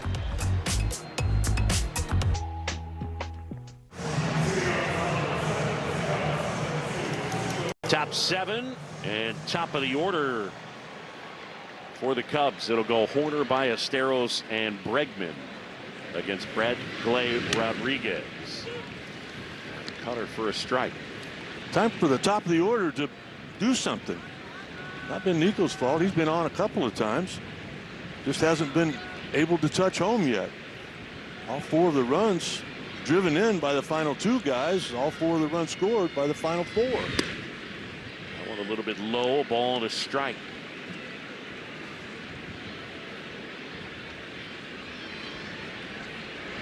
Nico into today number 4 in the majors and wins above replacement. And I think especially impressive when you contemplate the guys that he's up there with. It goes Yordan Alvarez, Ellie De La Cruz, Aaron Judge, then Nico Horner. Rip but foul. Bobby Witt Jr. right behind him. He just made a lot of adjustments, and not so much his swing, but really his thought pattern now. There's times that I can dictate the action. There's times when I got to just put it in play. Sliced into right. Tatis coming on, makes the catch. Had him played well, shallow. Yeah, he really did. If he would have been back a little bit deeper and not as quick as he is, that would have been another base hit for Nico. But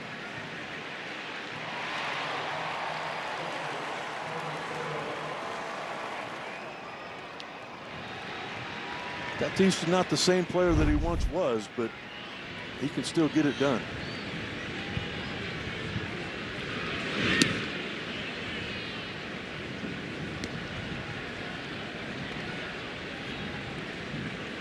One out, nobody on for Ballesteros, who's 0 for 3.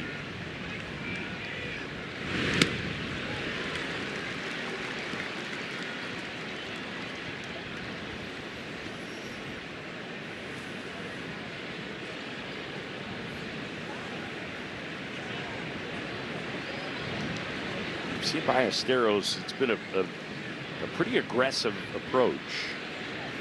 I'm sure we'll see teams start to adjust. And then it's on him to make the adjustment to the adjustment. He called the pitch the other night when he hit that grand slam home. He said, if he throws this, I'm taking him out. Liner into center, sinking, and Merrill is there, 2 away. Downstairs and with a minor league programming note, here's Taylor. We've got Cubs minor league action coming your way this weekend on Marquee. It all starts tomorrow with Road to Wrigley Live and continues with South Bend Cubs and Myrtle Beach Pelican matchups on Friday, Saturday, and Sunday. That is card 10. And that's our future, that minor league system.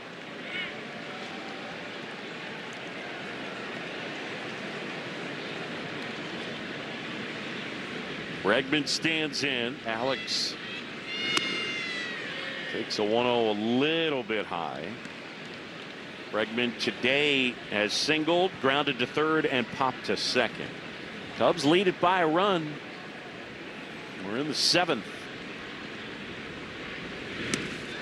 Look out. Well, you mentioned there's been a lot of that this series. Nico earlier today hitting the head. Seiya got dusted a few times, and you don't forget about it. It ain't the time to do anything about it now, but there will be. And Bregman will take his base. Come on, Happer, make it hurt.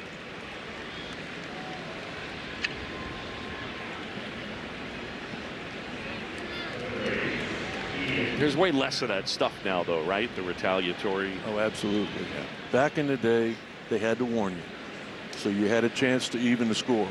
Cost you $100. I paid that fine. I paid that fine a lot of times, but happy to do it. Fly ball left field, long run, Castellanos. It falls, and it'll take a bounce, and it'll hop out of play. Automatic double, and Happ into second, and the Cubs with an opportunity. Second and third, and 2 outs. Sorry about showing the frustration on a double, but if that ball stays in play, there's no doubt that Alex Bregman was going to score another run. Happer just fighting it off. There's a lot of velocity right there. I mean, it's an outstanding pitch. Coming down the line, just stop. Hit the grass. If it hits the grass, it doesn't bounce up like that. All right, keep the line of moving. That's all. Ruben Niebla out.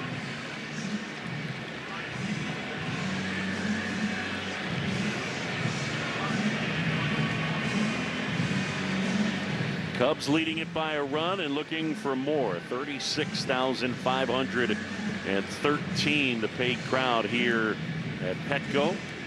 Mark Ripperger coming out and saying, let's speed this along, please. I think this is a roll of the dice right now on the part of the acting manager today, Randy Knorr. I think Craig Stemmen might have gone to a left-handed reliever, knowing that the next 2 hitters are left-handed. The message obviously will be, you got a base open, you don't have to get this guy.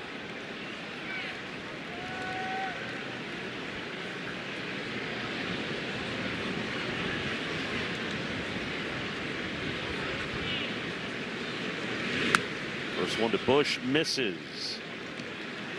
And off that changeup. Looking for a fastball and looking for that power that Michael Bush had last year. Bush 0 for 2 with a walk.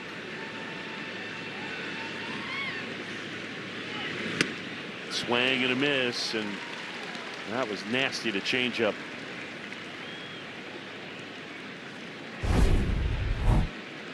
Seems like that's something that Ruben Niebla has taught to a lot of people that have put on the Padre jersey. Inside.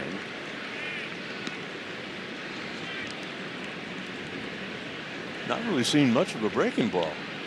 Fastball changeup.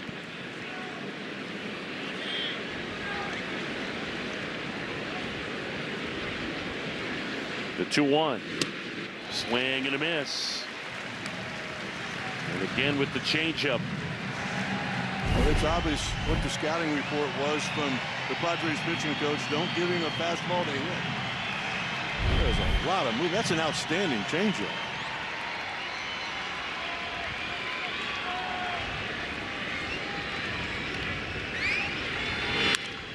On the ground, right side, France Rodriguez. And they get out of it. Cubs leave a couple. Time to stretch in San Diego. 4-3. Aren't as absurd as you think. It's our game summary, and it's brought to you by Wintrust. Cubs lead it by a run, 4-3. PCA a 2-run homer.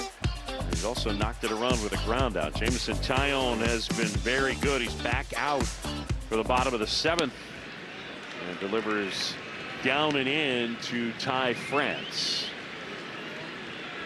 Only at 85 pitches. Cubs with activity in the bullpen. Popped in the air, center field. Pete Crow Armstrong has it.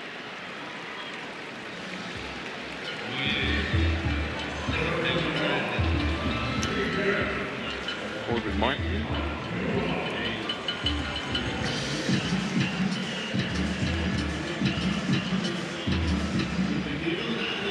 That was a great thing about Rollison and Hobie Miller last night, because Corbin Martin was available, but by not using him, you might get 2+ innings out of him here this afternoon if needed.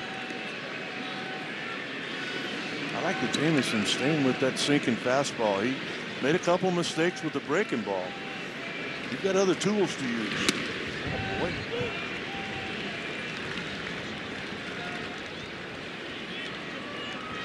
You don't throw that breaking ball. I just wouldn't throw it for a strike by design. Obviously, there's a physical part of it that you never know with. A 1-1. And there's a breaking ball. And then Duhar comes up empty.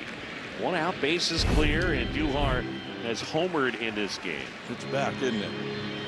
Well, that was a better one, wasn't it? That was a really good one, yeah. A lot of late movement to it and ended up in a really good spot. I think that fastball away here. I don't trust that breaking ball right now. Bounced up the middle, waiting on it is Shaw. And Duhar retired. There's 2 away. So 2 up, 2 down. It'll bring up Jake Cronenworth. We're in the bottom of the 7th. Cubs lead at 4-3. They've out-hit the Padres 8-3. And no errors for either side. The Cubs have left 7. The Padres have left 1.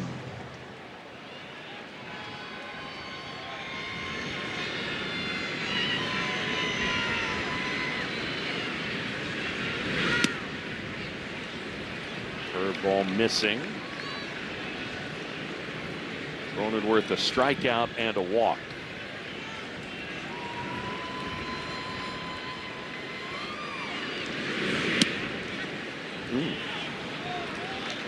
And now 2-0.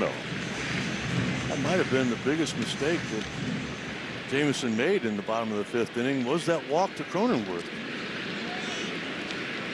Extended at bat. Here's a 2-0. And now 3-0.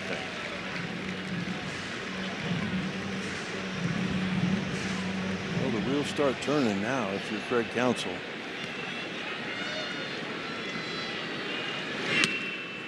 That's in for a strike. 3-1. Fastball away. Try to stay away from that slugging percentage. Make him go to the opposite field if you can.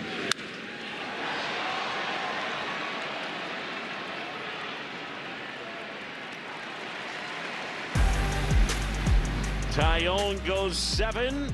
Ty's longest start for a Cub this year.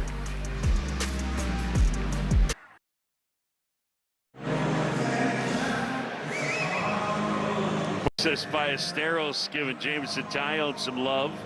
And J-Mo in turn saying to Miguel Amaya, thank you. He joins Edward Cabrera, Shota Imanaga as the other 2 Cubs to go 7 this year. For the Cubs here in the 8th, it'll be Conforto, Shaw, and PCA. Luke Shambi, Rick Sutcliffe, Taylor McGregor here in beautiful San Diego, Petco Park.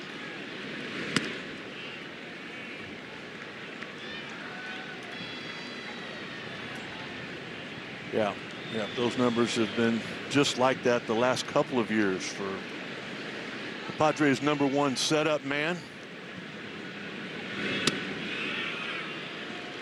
But the #1 offensive guy, other than Pete Crow Armstrong, the guy you want up to lead off an inning to try to score a run, the guy that's already scored twice. That's Michael Conforto. That one in for a strike to Conforto. As good as that last changeup was, this guy's changeup might even be better. Conforto 1 out of 3 getting to start in right field today. Isaiah Suzuki is the day off. The 2-1. And no swing.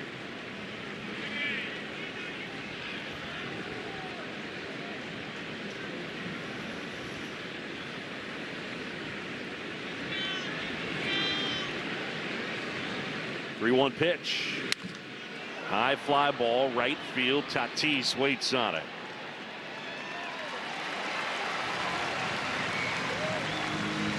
Fans, lock in your tickets to watch Cubs baseball from the all-inclusive, one-of-a-kind atmosphere of the Wrigley Rooftops. Secure your spot today at WrigleyRooftops.com.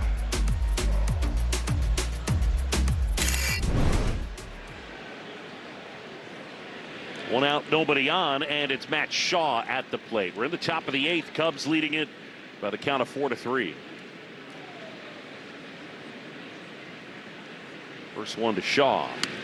Inside. Stop and Matt it. hits the deck. I mean, it was a changeup, but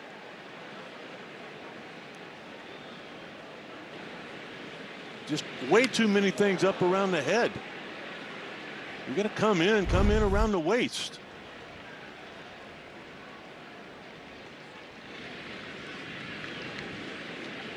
The 1-0. I mean, he's out there saying it's my bad. But Jason Adam has some of the best control in the game. That was a 3-1 changeup he threw to Conforto that got him out front.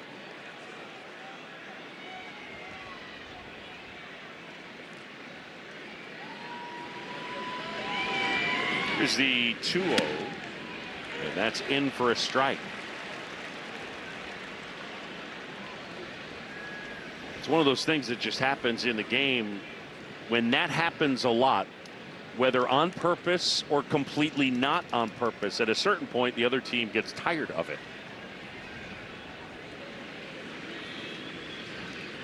The 2-1. Swing and a miss. I don't have to think back that far to a Padre pitcher hitting a Cub in the head. The guy that got hit was Andre Dawson, and I wasn't even in the ball game, but all of a sudden I was. 2-2. Bounced foul of third. We know one thing. Matt Shaw's able to get on base right now. I didn't realize. I knew he could hit. I knew he was versatile. I didn't know he was that fast. We saw it in spring training. I don't know how many stolen bases he had, but it seemed like every time he got on, he was running.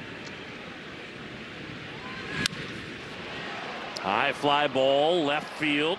That one back towards the corner. Castellanos! And that one is gone. Home run, Matt Shaw just got out. And the Cubs get some insurance here in the 8th. It's 5-3. A towering homer.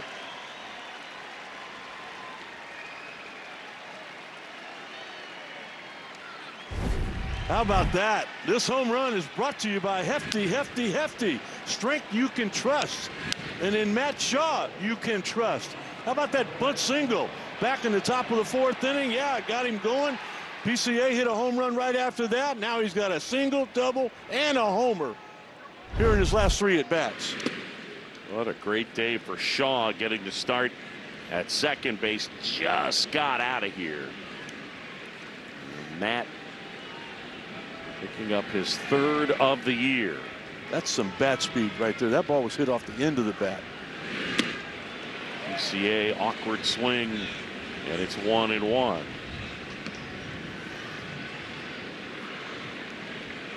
Pete has homered in this one.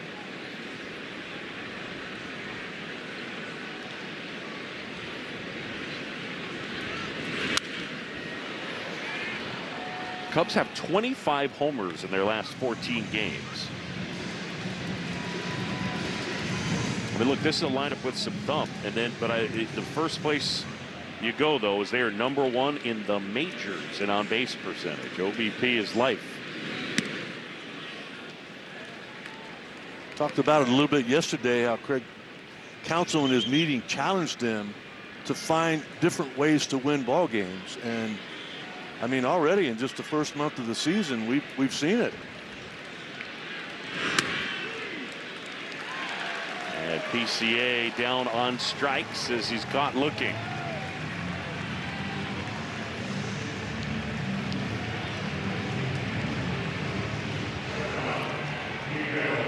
And now Miguel Amaya, who's got an RBI single and a couple of ground outs. Cubs lead at 5-3. We're in the top of the 8th.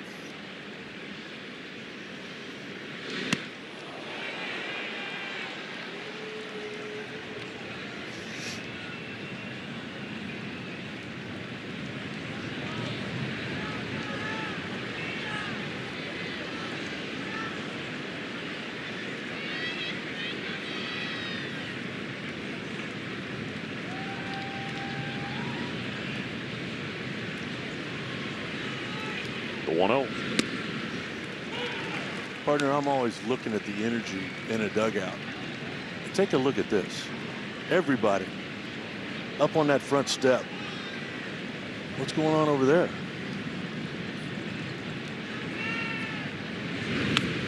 It's down low.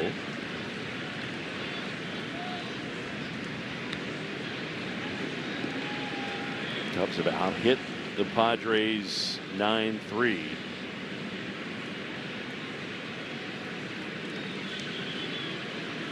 The 2-1. He wouldn't bite.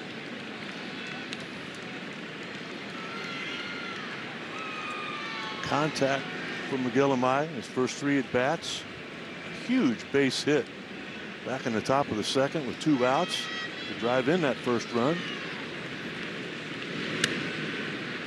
And that's in there for a strike.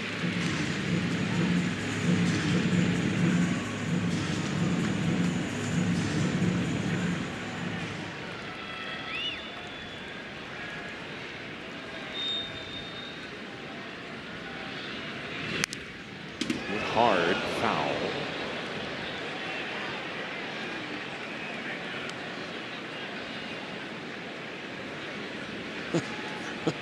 Maybe that's why the Padres aren't up on that top step. There is that.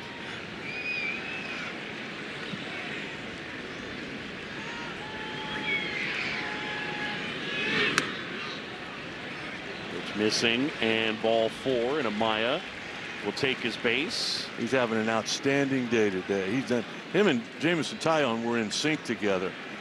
I mean, all of a sudden you get into the bottom of the 5th inning with 2 outs, and you got a perfect game going. You start thinking, and then it kind of got away a little bit. But credit to Jameson Taillon for locking it back in and putting up a 0 in that 6th and 7th. Now it's Nico. Nico,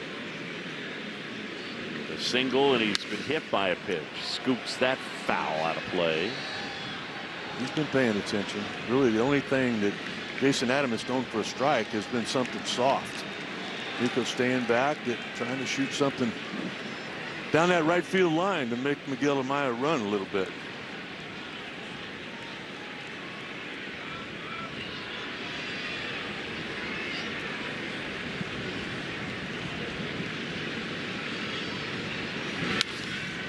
Fly ball center field. Merrill back under it, and he's got it. Cubs pick up an add-on thanks to Matt Shaw Insurance Runs. They're brought to you by Gallagher, your trusted insurance broker and people strategy partner. Matt Shaw with his 3rd, and the Cubs lead it 5-3.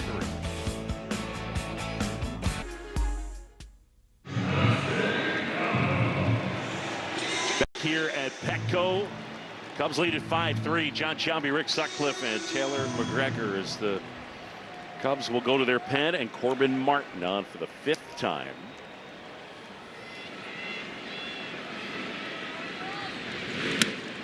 And that pitch is upstairs. Martin, 4 innings, 1 hit, no runs, a walk, and he has struck out 2.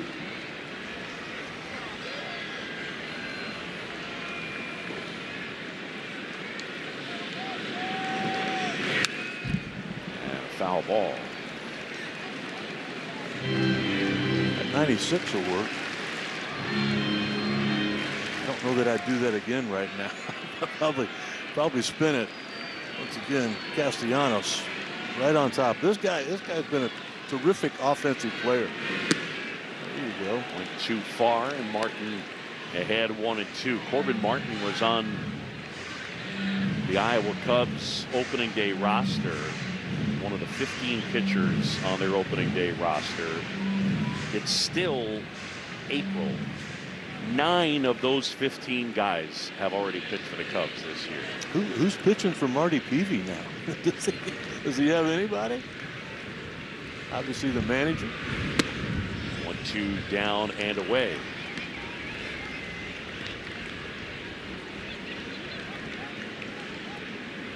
I'd sneak that fastball by him on that outer half.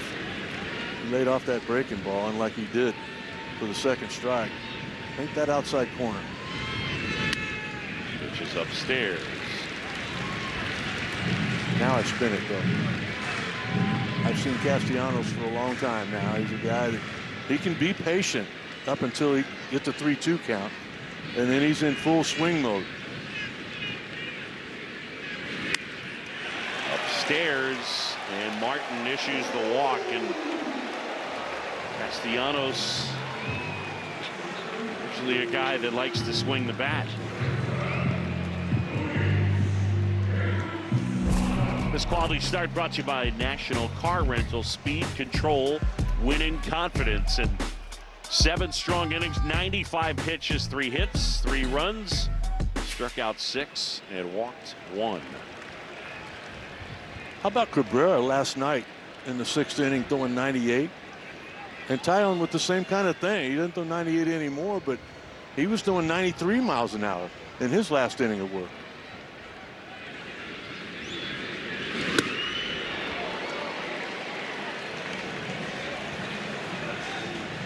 Corbin needs to slow it down a little bit.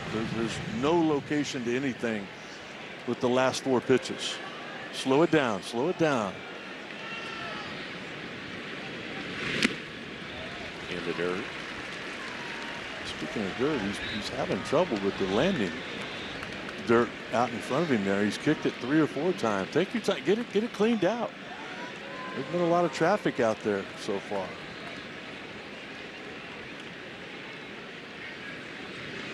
Martin ready and fires. It's way high. Yeah, he's all over the place right now.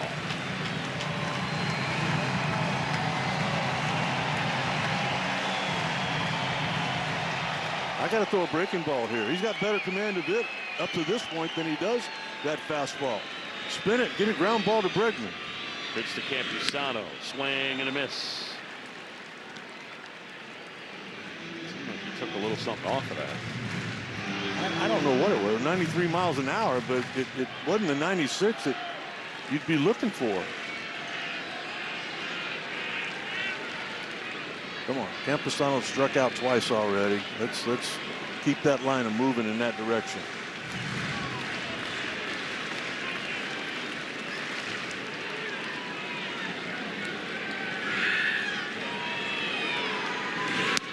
That one is inside, and Martin has walked 2 in a row.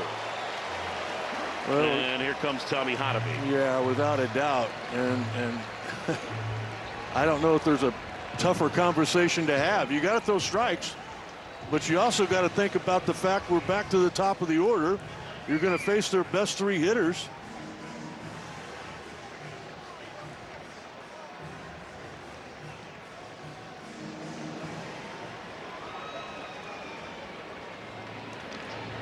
Ben Brown getting loose. Yeah, I talked to Ben before the game. I said, "Are you good?" He goes, "Of course I'm good." Threw a couple of innings the other night. You wonder why a pitcher would start warming up with his hat off. I mean, in this day and age, it's the bullpen coach putting that pitch comm into the side of the hat.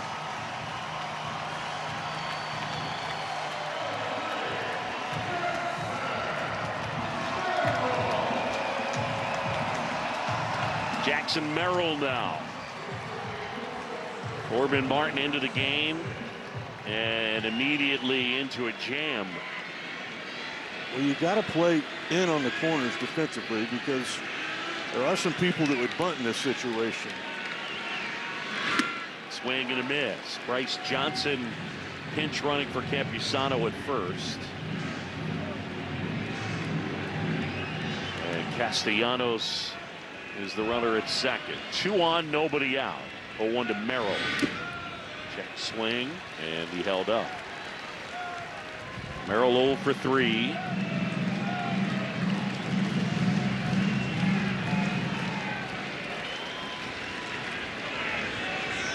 Martin is ready. Kicks and deals outside.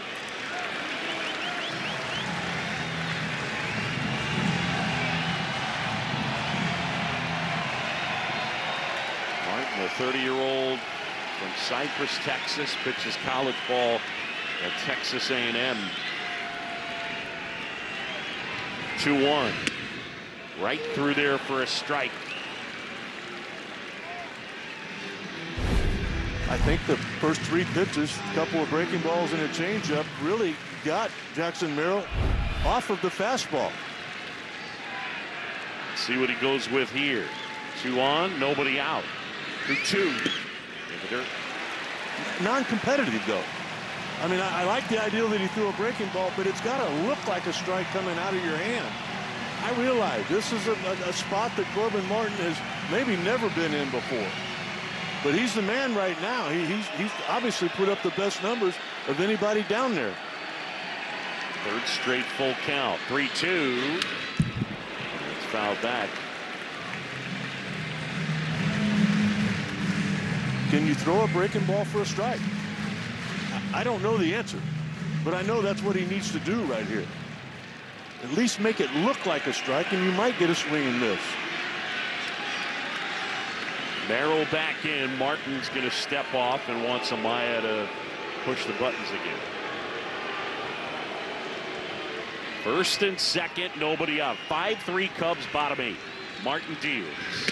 Breaking ball, just missed. And they're all loaded up. Wow. 2-run lead, bottom of the 8th inning, and you walk 3 straight guys. Miguel is going to take as much time as he can to get out to the mound. There's no chance that Tatis is going to face Corbin Martin. Greg Counsell out of the dugout with Ben Brown getting loose.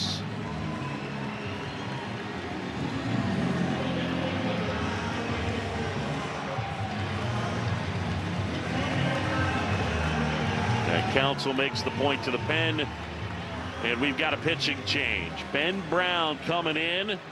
They're all loaded up and nobody out.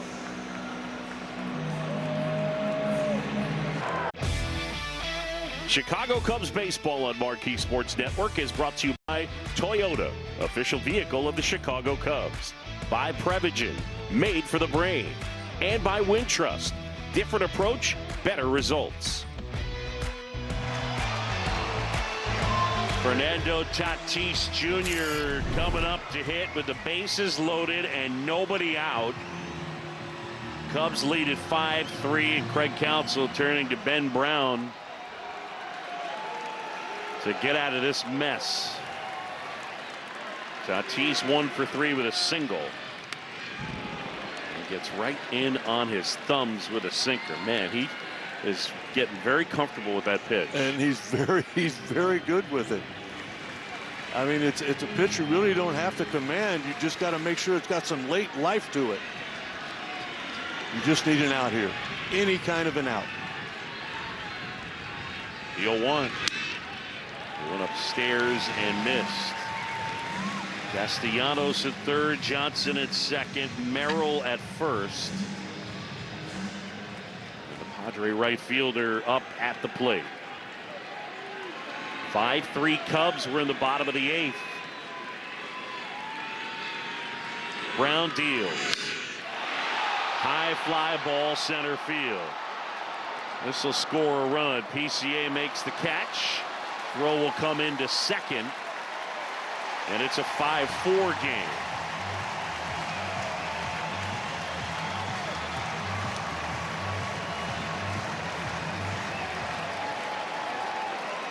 You had to get an out. You had to get an out. If you got a ground ball from Tatis, you're probably not going to double him up anyway. You get a ground ball from Manny Machado, that double play could happen.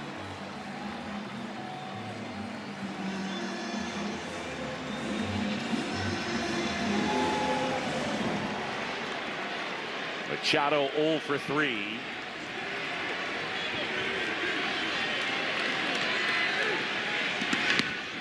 Up and in. He suffered some type of lower half injury running the bases in game 1 of this series. That one I think it was his calf that he hurt. That's what the trainers were working on when he came out of the game. Didn't play yesterday and then DHing here today.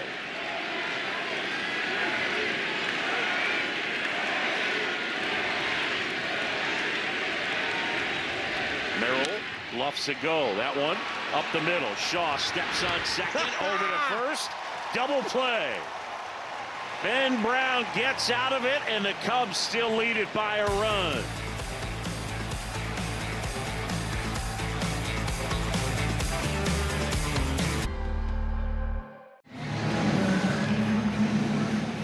Ben Brown delivers a tailor-made double play ground ball. Back up the middle, and Matt Shaw just waiting.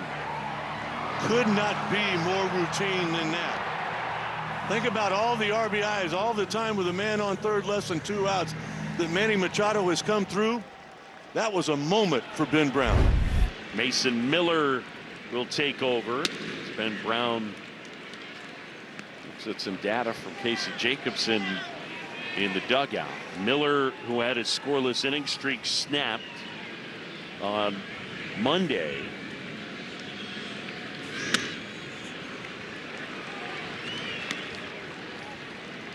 two balls, no strikes to count. 34 2/3 going back to last year. Got a fastball through there at 99. Padres, like the Cubs, have an off day tomorrow, so in a one-run game, might as well use your big arm to keep it at Almost that. like Valley's looking for a breaking ball. Swing and a miss. Saw the numbers the other night. He threw 21 pitches, that being Mason Miller. 19 were sliders. Valley took a 2-0 fastball down the middle. I know this is an elite fastball. Here's the pitch, and that is in the dirt. One of the things that the minor league coaches were telling me about Valley, they said he'll catch, he'll be fine, because he's a smart kid. And, you know, looking for that breaking ball the other night when he hit the grand slam. He might get a breaking ball here. 3-2. Check swing roller. That's to third, and Duhar picks it up, throws to first in time, and there's one away.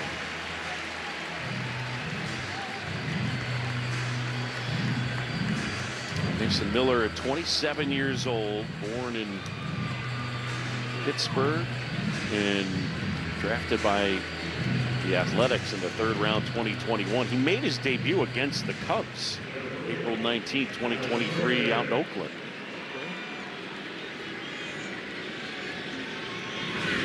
What did Marquee say? And I think Marquee got ejected in that game, I'm pretty sure. And did he? He was up close and personal to the microphone and got his money's worth. But what did his team get in the trade for Mason Miller? Like the whole minor league system of the Padres? Pitch outside. It was traded by the A's along with J.P. Sears for Henry Baez, Leo DeVries, Braden Nett, and Eduardo Nunez. I don't know any of them, but I got a feeling every one of them's going to play in the big leagues. Pitch downstairs.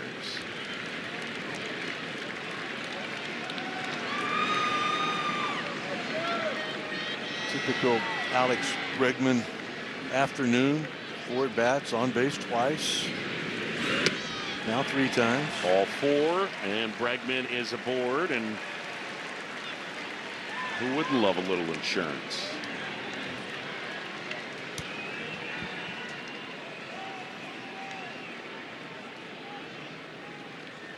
Ian Happ with that unfortunate bounce on his double the last time. That ball stays in play. It would have driven in Alex Bregman, who had walked in front of him, but it didn't, and the Cubs were not able to score.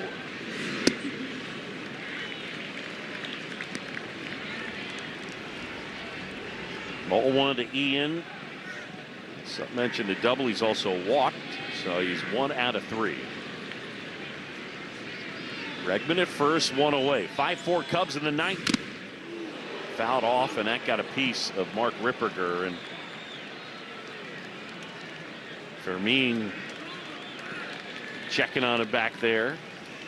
Freddie, who took over behind the plate for Campusano after they ran for him. Oh, right on the shoulder. It comes out of the hand at 100 miles an hour. And when it comes off the bat, it's not getting any slower.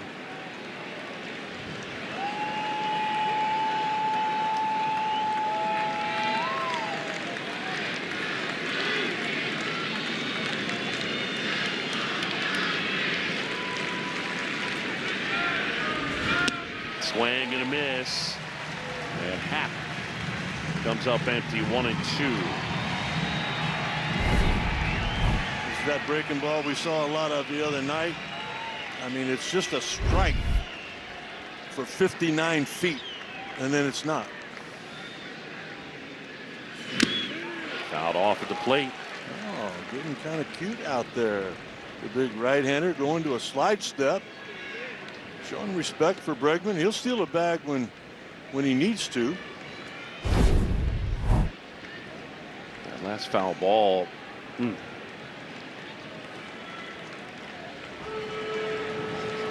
And you could see Fermin. Ooh, right off the wrist. Yep.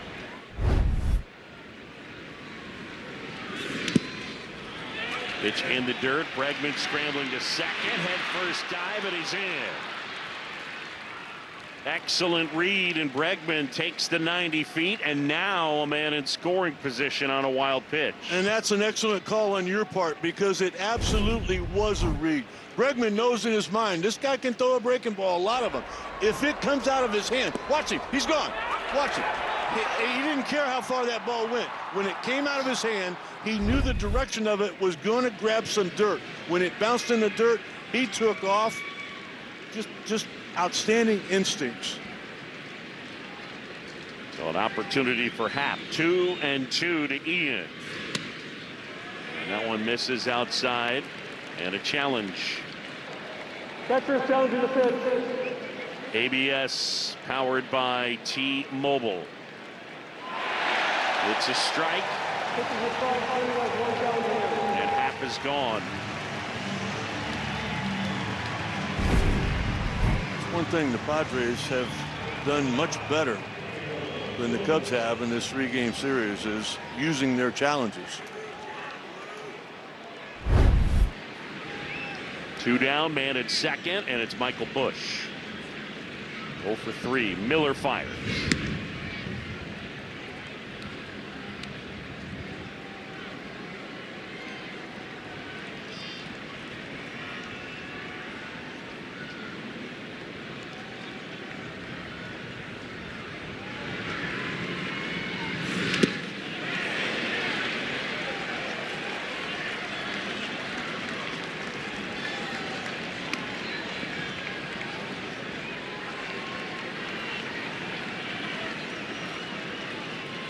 Assad up in that pen. I've seen enough of him to know that he can handle a ninth inning. His composure. High fly ball drilled out towards right center field, and Merrill tracks it down. Nice running grab by Jackson Merrill as that one hung up. And the Cubs strand a man. Will go bottom 9, 1-run game in San Diego.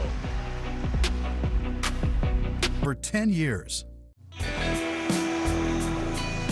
Well, a reminder coming up at the conclusion of our game. It's Cubs Post Game Live, and it will be Elise Menaker, Lance Brozdowski, Alex Cohen. It's all coming up at the end of this one. Ben Brown back out there. Javier Assad was up. Now Hobie Milner is up and throwing. So Ben Brown trying to finish it off. Bogarts, France, and Andujar schedule.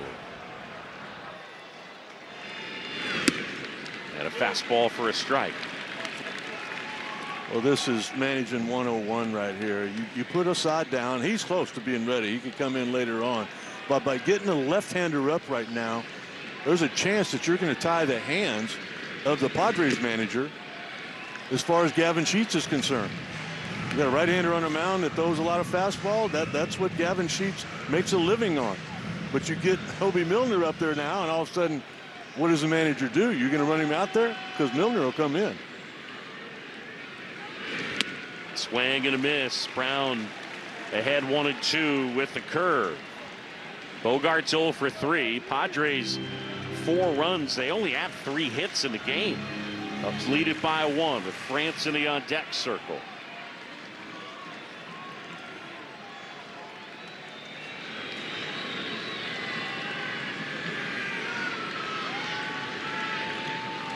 The 1-2.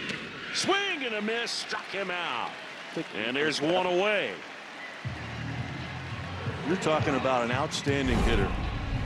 A guy that has been around a long time. I don't know that I've ever seen Bogaerts miss a pitch by more than that. That tells you how dominant Ben Brown can be.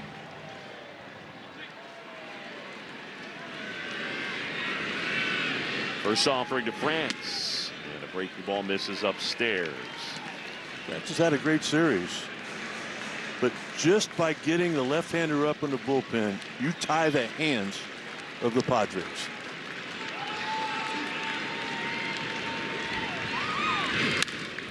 Bounce to third. Bregman up with it. Out number 2.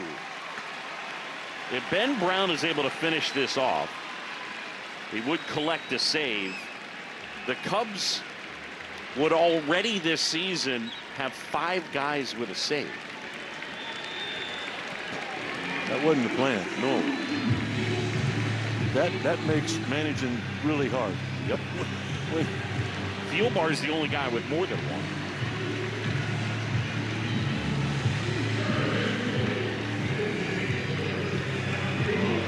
Okay.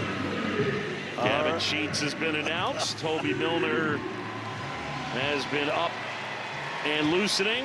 And here's the matchup. I mean, Craig Counsell just threw his best lure into the water, and he got the Padres to bite on it. All right, you want to bring him in? I got the answer for it. I wish this was at Wrigley because Ben Brown would be getting some kind of an ovation right now. Great work by Brown. Pitching change in San Diego. Hobie Milner coming in.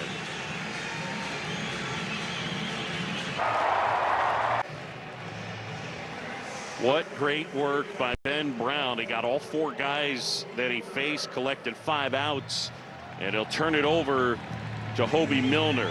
Tommy Hotovy saying, well done.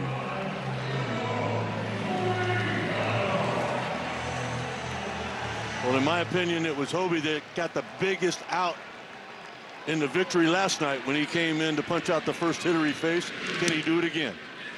He faces Ramon Laureano, so Sheets gets called back.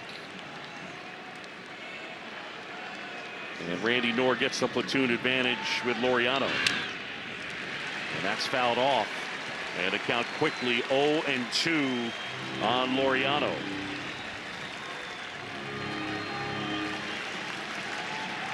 I'm not lying, partner. My palms are a little wet.